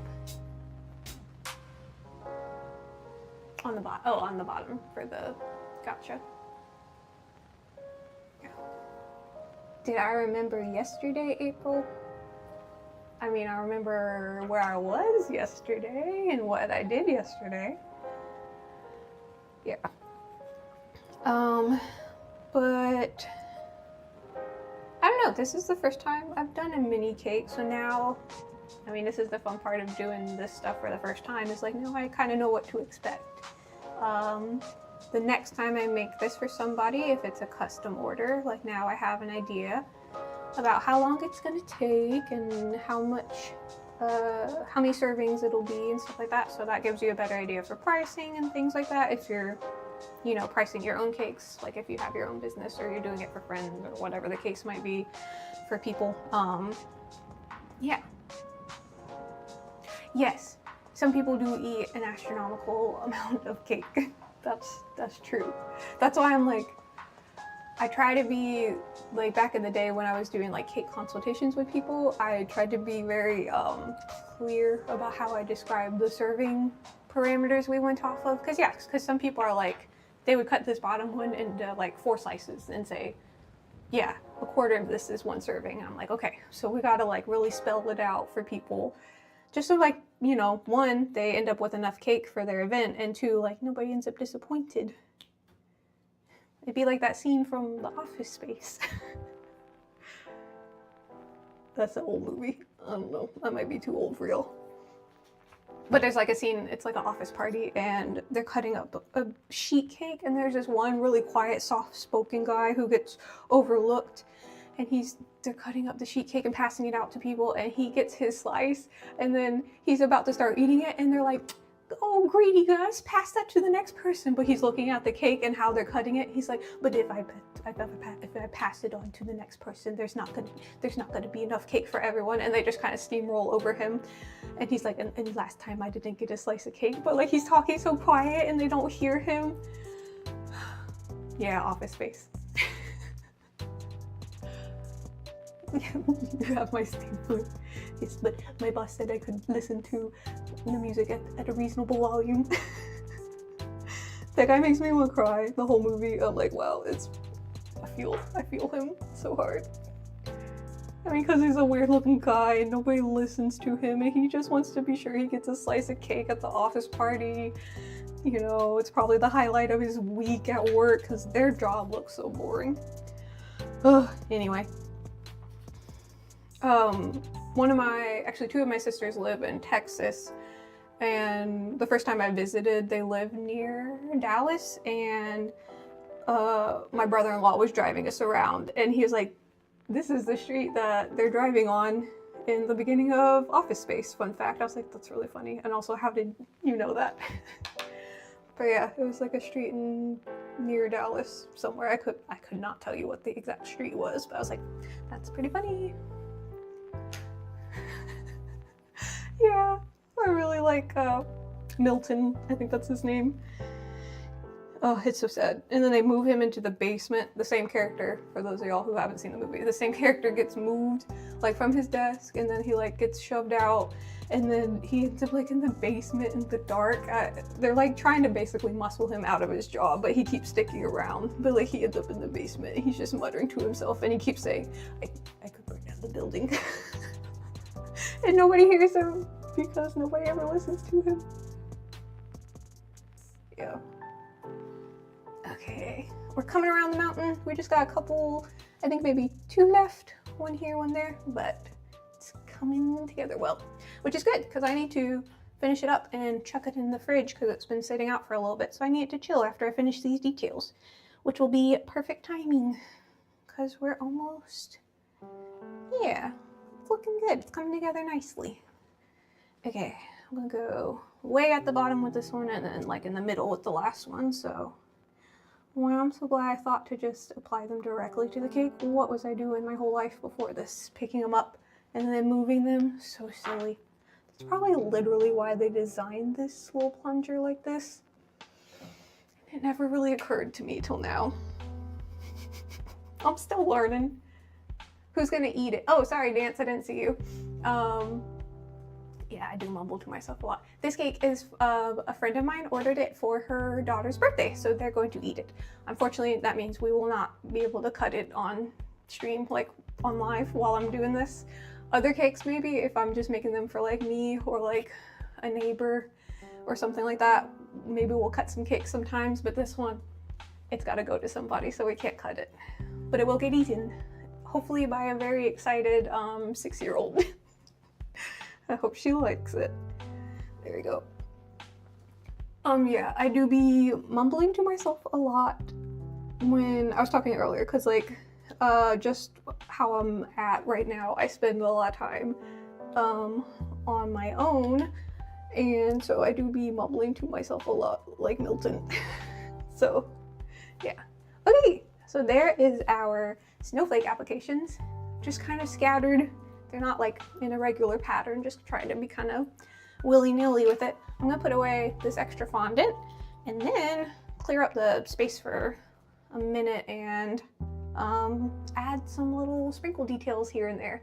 So the birthday girl requested this part specifically. She wanted the blue sugar sprinkles on the white part of the cake and then the white sugar on the blue part of the cake.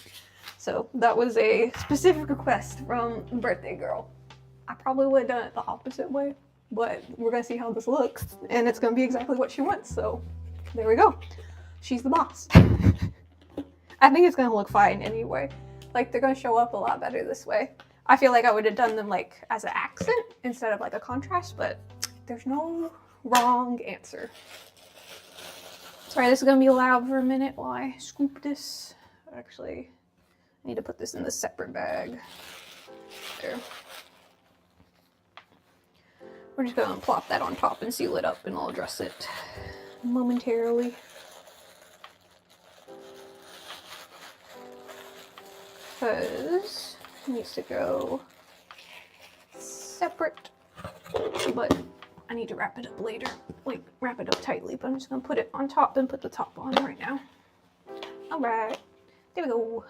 Okay, so let's see, we're gonna do sprinkles, and I just need to like clean up the edge of the board, put the number 6 topper on top, and then we're good to go for a fun little, yeah, it's a vibe. Let's see.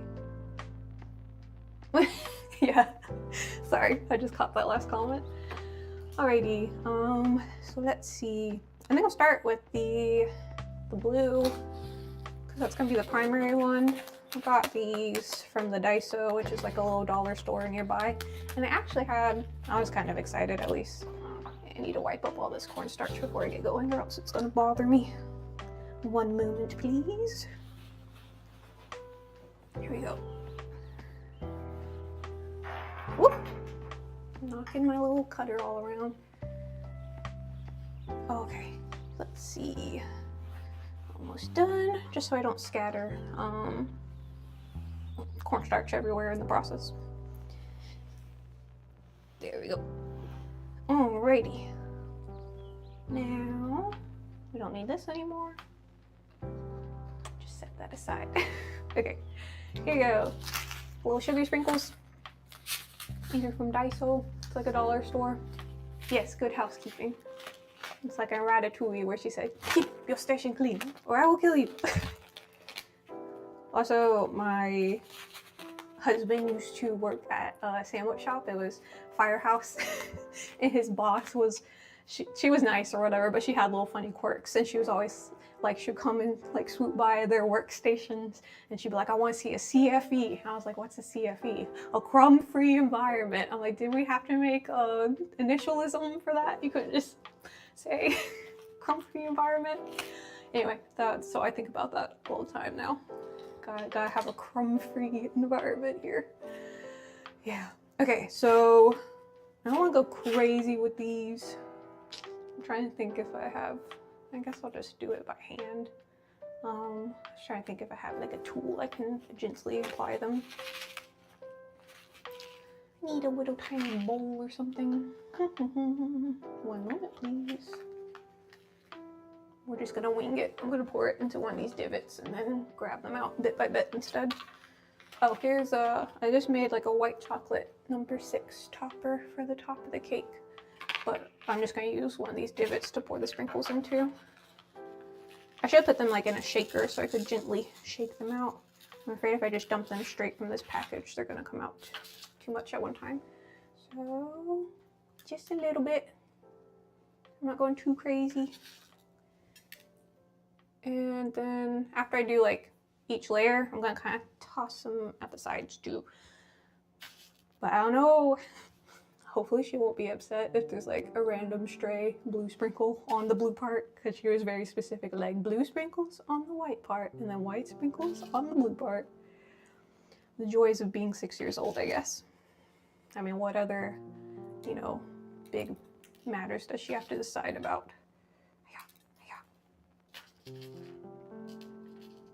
Yeah, CFE. I mean, it stuck in my head, so I guess it was a good term because I haven't forgotten about it, and that was like a bajillion years ago. There you go. Ooh, baking paper. That's a good idea too. Do I have any nearby? I do. 1 moment.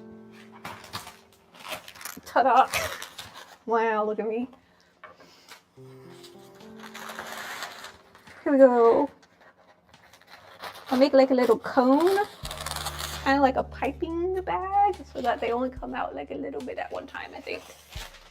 And that could be more precise. I've seen people who have like applicators for pearl sprinkles where it's like, I don't know, it looks like an empty ballpoint pen, and then they load it up with little pearl sprinkles and then they kind of just gently roll them out along. I'm like, that's so smart. People are so creative. Everyone's so creative. Yeah, a little funnel, and then they'll come out more gently, and I can be a little more precise with it. Also, my hands are clean, but I also just don't want to touch everything. Here we go. Bam. And now I can loosen the tip of it. Here we go. Oh, and have it. Oh, I got you. I got you. We were thinking different things. Just have it there so I got it. Never mind. I'm doing the most over here. You're like, no, what I meant, but okay. Yeah, hang on. Let's see how this works anyway. Just, wow. Just like a little tiny sprinkle funnel. It's doing. I think this will be good for the edge of the cake. Too much. We're gonna go back to the old-fashioned way and stop all my silliness. It'll just be okay. There we go. That was excessive. Yes. All the prep and then the fun comes finally at the end. Cut discs as a shield. Oh, okay, okay. Yeah, I'm out here just living my life, but I don't know how to not be goofy about some stuff. Hey, oh, there we go. An errant blue one. There we go. Boop. Yeah, I mean, cake decorating's not fun unless you're having fun while you're doing it, right? Hey, there we go.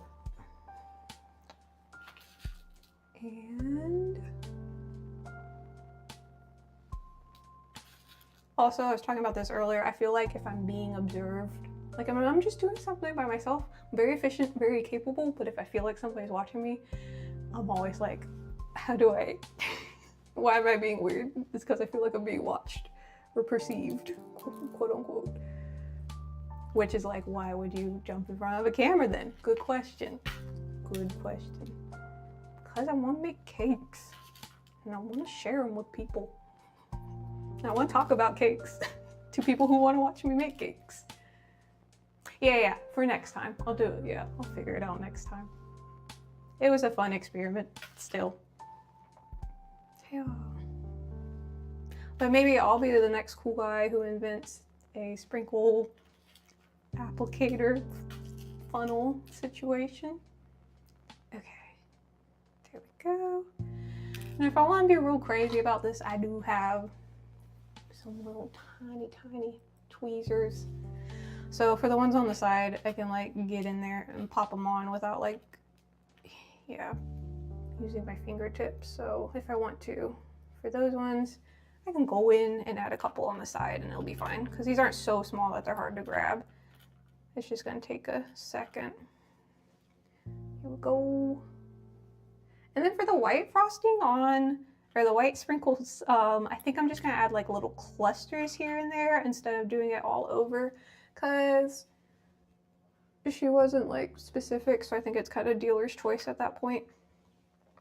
And so I'll add like little snow flurry like kind of accents here and there, since there's already snowflakes going on. I don't want it to be too busy and like too much all over kind of stuff, so it'll be good.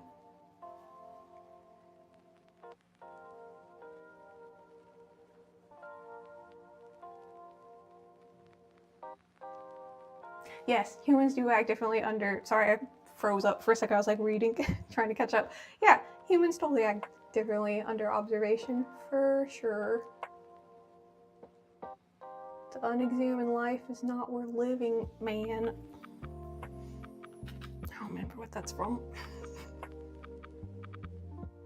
I feel like growing up, our family was very much like a quotes household. There would be certain movies that we all had watched a zillion times that would pop up in conversation.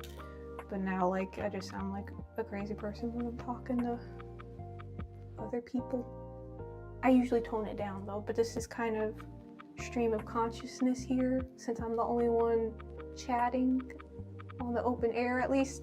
I know you're also chatting, but we're just kind of going where the mind takes me a little bit also, so yeah.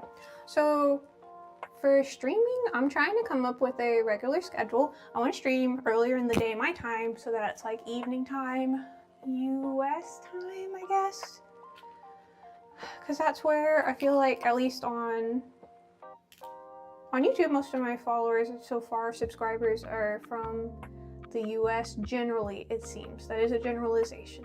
But so I'm thinking, I gotta figure out time zones so I can like say roughly what time zone it's gonna be in each country. But probably morning time, Korea time, which would be evening US time. What time is it in Australia right now? Are we in the same time zone? We're kind of like in a similar time zone, so it'll probably, I might do like mostly morning and then have a random like evening, like this time, I think like on the weekend. It's 8:36. Okay, so yeah, PM, gotcha. Oh, so you're 2 hours ahead of us. We're only at 6:30 so far over here. So yeah, I think I'll do one stream on the weekend at this time, and then during the week I think I'll flip it and do like one or two streams during. I'm about to get into a new schedule. I'm about to start some like art classes, so I'm trying to firm up a streaming schedule so I can like sometimes catch people around the same time, you know, in their schedule, going about their day as I'm going about my day. So that would be fun. I feel like that usually works, you know, for streaming. Okay, I think I'm gonna add just a couple more to kind of even out this one, and then I've been neglecting the tippy top tier, so I'm gonna add some more of the blue sugar to the top tier. Also, we need to, again, I was talking about things I've been learning on each stream. We're gonna fix the aspect ratio for Twitch so that the orientation will be different, so that there's like horizontal. We were going back and forth about that the last couple times, because there's an option you could stream vertical and horizontal simultaneously. Anyway, so we're gonna get some of that ironed out. So hopefully, like I was saying earlier, I think each stream will get just like a little bit better each time.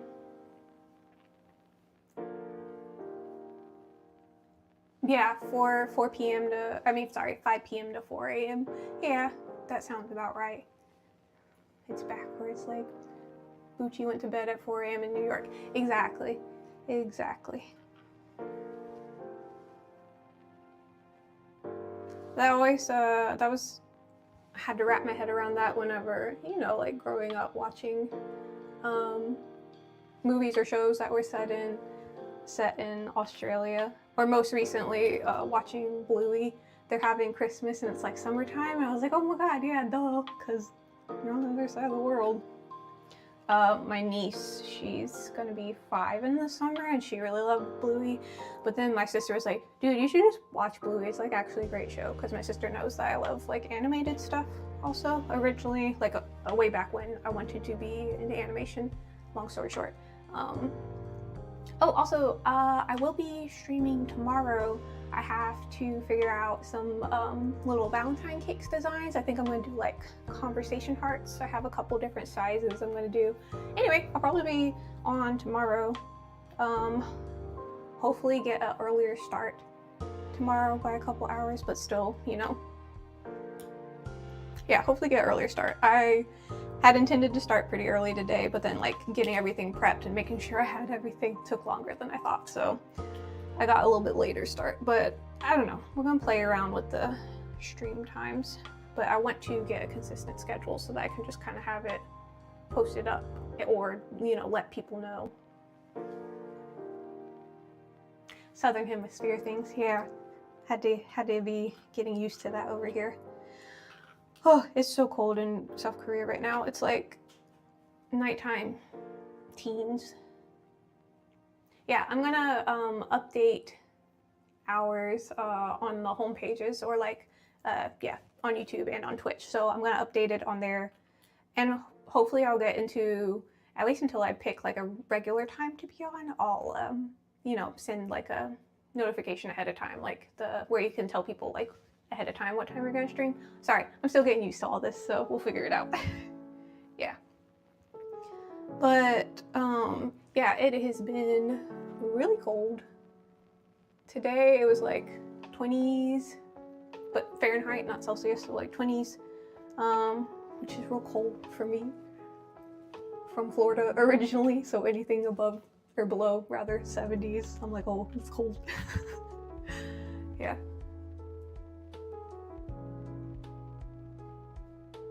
Yeah, shaping a heart can be irritating. I did a video recently, it was like just a short that I posted about how you can make a heart-shaped cake from a circle cake, but I also recently got a little miniature heart-shaped pan. So I've had one that was like a 9-inch pan, and then the one that I got recently is more like a 6 or 7 inch. I haven't measured it across, but yeah, 6 or 7 inch pan. So yeah, you do have to like really practice getting so like on I was talking about this earlier, but like on a round cake like this, when you're going to smooth your cake, like making the final smooth coat of frosting on your cake, you want to try to do it like all in one motion. So you just have one seam, because if like you smooth a little bit and then you smooth a little bit more while stopping, you're gonna have little vertical seams. It's different for a heart cake. So usually you do have to do that one in one motion on this side and one motion on the other side. But it's like, okay, do I do it both one this way and then one the opposite way, or do I smooth it and then keep smoothing it in the same direction? Yeah, so that's always fun to figure out. Again though, like everybody's gonna do it differently, and with some of that stuff there's not really a right or wrong answer. It's just like what you're comfortable with, what do you end up practicing, what works out best for you. And it's always cool to take away from in whatever field you're working in, like other people in that field. Like I've learned a lot from other decorators that I've worked with, because at a certain point, like people don't really offer a training session. You just show up and you're like, I decorate cakes, and they're like, cool. And like, there's so many different types of cake. There's no way that I've made every type of cake and know how to do every single skill. So like, some stuff you just figure out along the way. yes, keeping the right pressure, and then also making sure you're angled the right way so that you don't have the sides of your cake. You want the sides of the cake to be nice and parallel. I was talking about that earlier with this one because it becomes really obvious if your cake is crooked when you start stacking them on top of the other, because your eye's naturally looking for like, where's the straight line?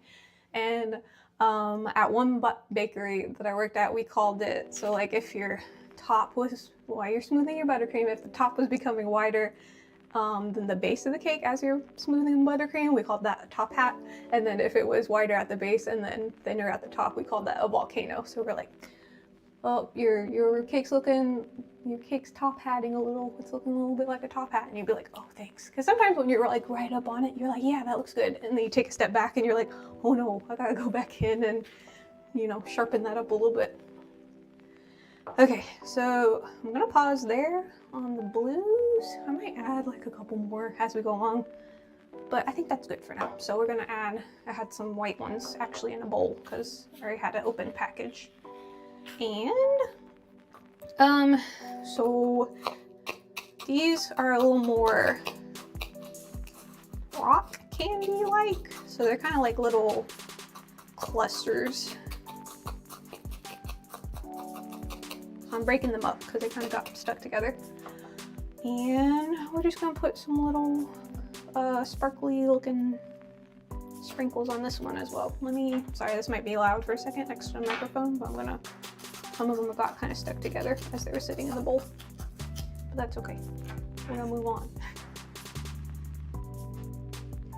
So they'll put little icy crystals. I don't even know if you can see that, it's so tightsy now. But that's okay. We're gonna pop some of these on. And actually, since that's not really visible for you, I think I'll do the sprinkles and then I'll do this later off camera, because if you can't see it, like, what's the point? Because they're not really showing up with how far away you are, but these will be a little more visible on camera. I also found these at the Korean dollar store, Daiso. I think originally it's like a Japanese brand, but they have them over here, and it's like, they had a cute selection of sprinkles. These ones are like little baby snowflakes. And so I was excited because they were perfectly on theme. So we're gonna place some of these and then put our topper on and then go ooh and ah, look at the finished product, and then we'll sign off for tonight. And I'll do little clear crystals later. Yeah. Me again, you're still here, April. Icing cakes and concreting. Yeah, I haven't ever done any concreting or what's that other stuff, the like spackle or is it shellac? No, spackle on a wall.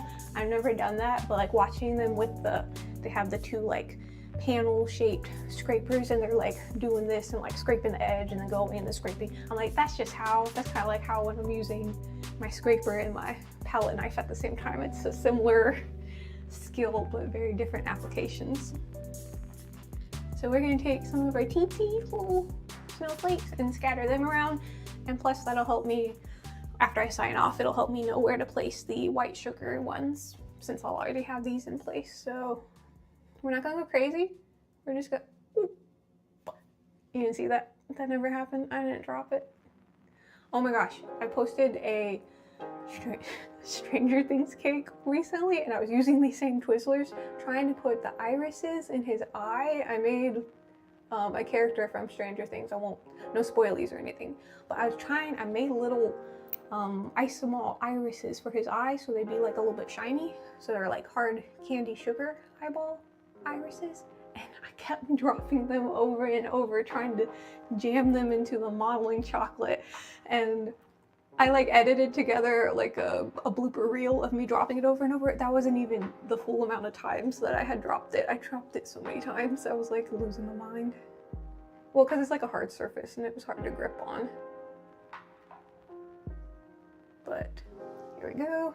It's kind of sticking up, so flatten it down a little bit. Cuties. I don't know if I'm going to use the blue ones in this design. I think I'm just going to add some of these tiny white ones and call it a day. The blue ones are cute, but they're like a different shade, so I want to stick just with the white ones, I think.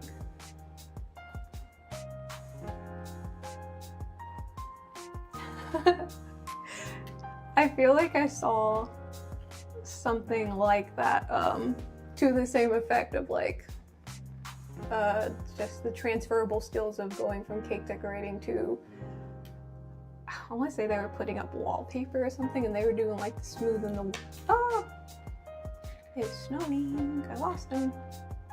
You know what, I might grab them into little grooves and that would be easier. Oh yeah, look at that, that's way better. What was I thinking before? I'm learning, y'all. There we go. We're figuring it out, it's okay. It's a process, everything's a process. There's a little nub right there. You might not be able to see it, but that's where this snowflake's gonna go. Bam. Cuties. I'm liking how this is looking. It's really fun and looks just like the design, pretty much, which is always good. Okay. Stagger. I don't know. I don't want to put it directly in the middle. It looks too intentional. Boop! Oh no, lost it. Come back. Yeah, the top tiers are nice and chilled, which is good for my purposes, but for the purposes of smushing them, these sprinkles on, I could go back and like pipe a little dot and then put them on, but that's doing the most. I'm just gonna mash them in there instead. Yeah, the Twizzlers. Yeah, I think the blue would stick out too much color-wise, because like it's in the same family, but it would just be like one more element, and I think it would kind of throw it off. I'm glad you feel the same way. It's nice to have, you know, a backup. Because like, I don't know, creative endeavors, the sky's the limit, you could do whatever. But yeah, the blue, that blue is like just a little bit too dark for what's going on here. Plus I didn't have any blue on the original design, so I'm not gonna go rogue now and start adding stuff. Okay, this is looking pretty cute, yay. But yeah, so for the Valentine's Day cakes, I was thinking to do little heart-shaped cakes, but I'm like still deciding on the design, because I want to do, maybe one more right here. I want to do the little conversation hearts, that would be sweet, and then I'm gonna like offer it as like a promo, like you could order this type of cake, and then, because it's just like on the Facebook page or whatever, and not have like a custom offering or whatever. Because, so where I'm at right now, I don't have like an official business anymore. I had my own business for 2 years in Virginia, but now we moved to South Korea, and the like visa that I'm under, I can't officially like open a business here. So I just offer things to people on the base near where we live, to like US, people from the US, because yeah, it's like a long story, but like the visa that I'm under, if I want to work here, I have to go to a business and get them to sponsor me, and then I can get this special kind of work visa.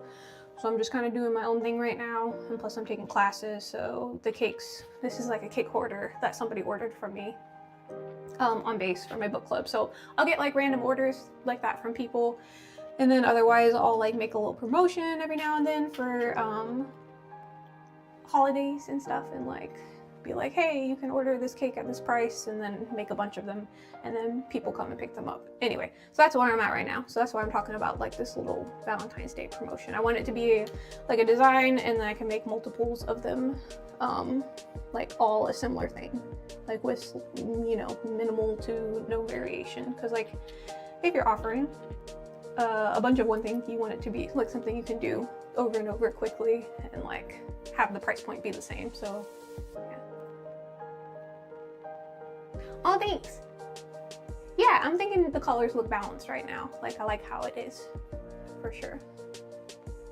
Yes, I think the light blue to white ratio is good where it's at, and the whites are just like a little bit pop of color. Plus, I'm glad I found these, because I don't have a little fondant color that is this tiny. So this one, or these are perfect, rather, not this one. There you go. Yeah, the tweezers are a little excessive. But at the same time, if I was doing this with my hands, first of all, I don't want to be like touching all over the cake any more than I have to. Yes, my hands are clean. Yes, sometimes I wear gloves, but ideally I'm not going to touch the cake at all. So nice clean tweezers. But additionally, if I was doing it with my hands, you wouldn't really be able to see what I was doing because my little chunky fingers would be in the way and you couldn't really see like what's going on anyway. So the tweezers are kind of excessive, but very necessary at the same time. Like at first glance, it seems silly, but, or at least when I used to work in restaurants, I always thought it was so over the top when I see dudes plating on Expo and they would have those really long tweezers and they're just placing the little micro herbs and everything. I'm like, just put it on the plate and send it out. What are we doing with the tweezers? Especially if it's busy. I'm like, we don't have time for you to be Michelangelo over here. Just get the micro radish on the plate and move on. Sorry, might sound a little harsh, but like, we weren't like a Michelin star fine dining kind of place, you know? So that was just doing too much for what we were doing, I felt like. Especially if it took too long. Which it did usually. People out here trying to be the bear before the bear existed. Yeah, I want the snowflakes to be not crazy. Be like just enough here and there, just a little accent to the blue. And I made like that was kind of my goal in doing the blue this color. Like I wanted it to be just dark enough that you could see the snowflakes at a distance, but you still have just kind of like a frosty vibe to the blue color. Okay, I used up all my white ones except for a couple of these that are broken. So you dump a few more out here. And then we're gonna unmold our little chocolate number 6 and hope that it doesn't break. And then we'll place it on top. And then this cake will be ready to go. Okay. Here we go. But yeah, thanks everybody for hanging out on stream, on YouTube and on Twitch. And hopefully this will become a more regular thing. I'm about to start some classes, so I'm trying to hammer out my streaming schedule and hopefully be a more regular fixture on stream and YouTube. Whoops, whoops, whoops. Tiddlywinks, get on here. Okay, and yeah, so it'll be cool. I think Monday morning, Sunday evening US time is probably when one day I'm gonna stream for sure, and then probably maybe like every other week, Saturday morning my time, which would be Friday evening, generally like US time. So we'll see how that goes. And I reserve the right to change it as we go along until we figure out what works best, which I feel like is normal when you're just getting started out. All right, y'all, this is, oh no, we just got a few white sprinkles, a few more white snowflake sprinkles to place, and then it's topper time, and we'll be good to go.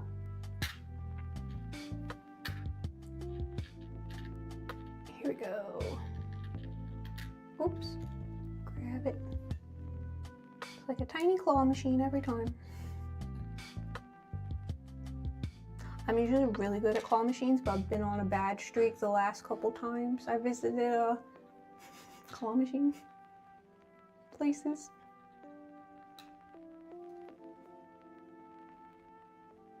Here we go, one right there.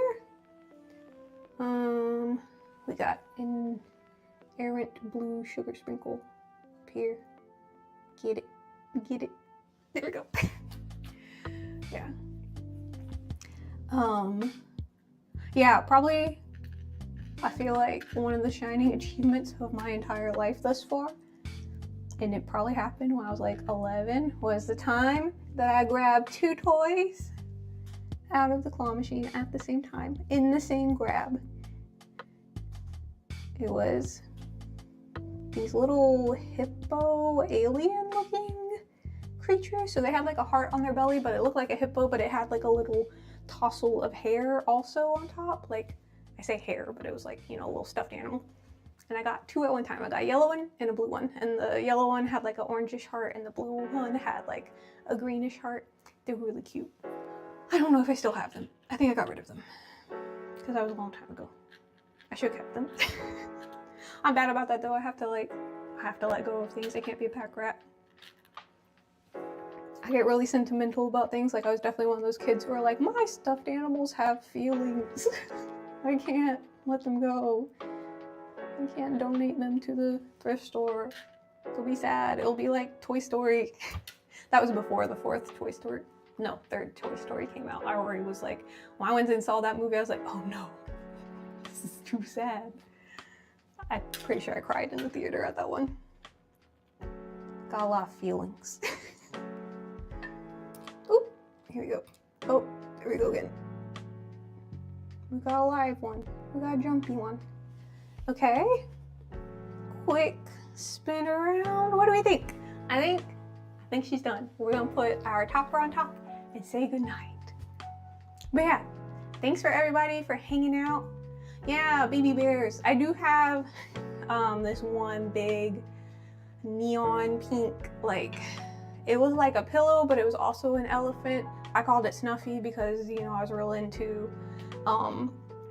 Sesame Street at the time. It wasn't a Snuffleupagus doll or anything. It was just like an elephant guy.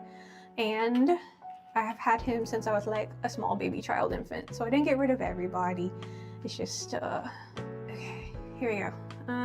This is silly, so I'm just gonna, I thought I had other bigger tweezers. We're gonna find the back of the cake. Originally I said that's where the seams were, and then I didn't match my top seam to the bottom seams. Let's see. Okay, I think this one, because the top seam is clearly the most obvious. Hang on, let me double check. Okay, I'm thinking this is the back, which would make, let me just find the prettiest angle for it to be the front. Okay, there we go. There we go. And then we got our number 6 topper. We're gonna place it on top. I made it out of white chocolate mixed with some oil-based food coloring. Okay, I'm gonna use my extra hand for a little stability. Okay. And then, there we go. Is it super crooked? No, it's not crooked. It's just at a weird angle. Ta-da! Nice little shiny chocolate edible topper. There is a toothpick in there for, you know, stability, but it's edible otherwise. This is our finished winter cake.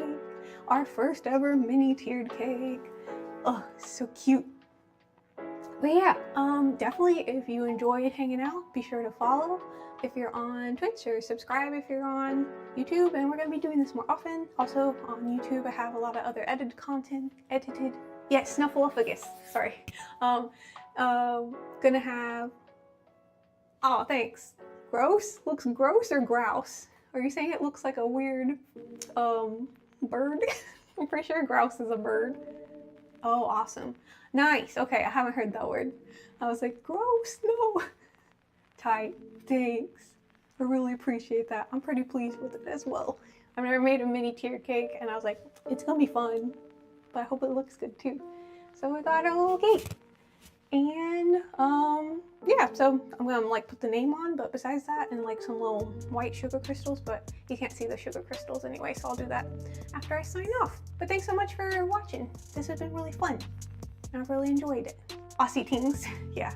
Yes, it's definitely bedtime for some of you. So thanks for hanging out until next time, y'all. Thanks for hanging out and decorating and chatting in the chat. It's more fun when there's somebody to chat with and I'm not just, you know, wandering off myself. But thank you so much, and have a good night or a good morning.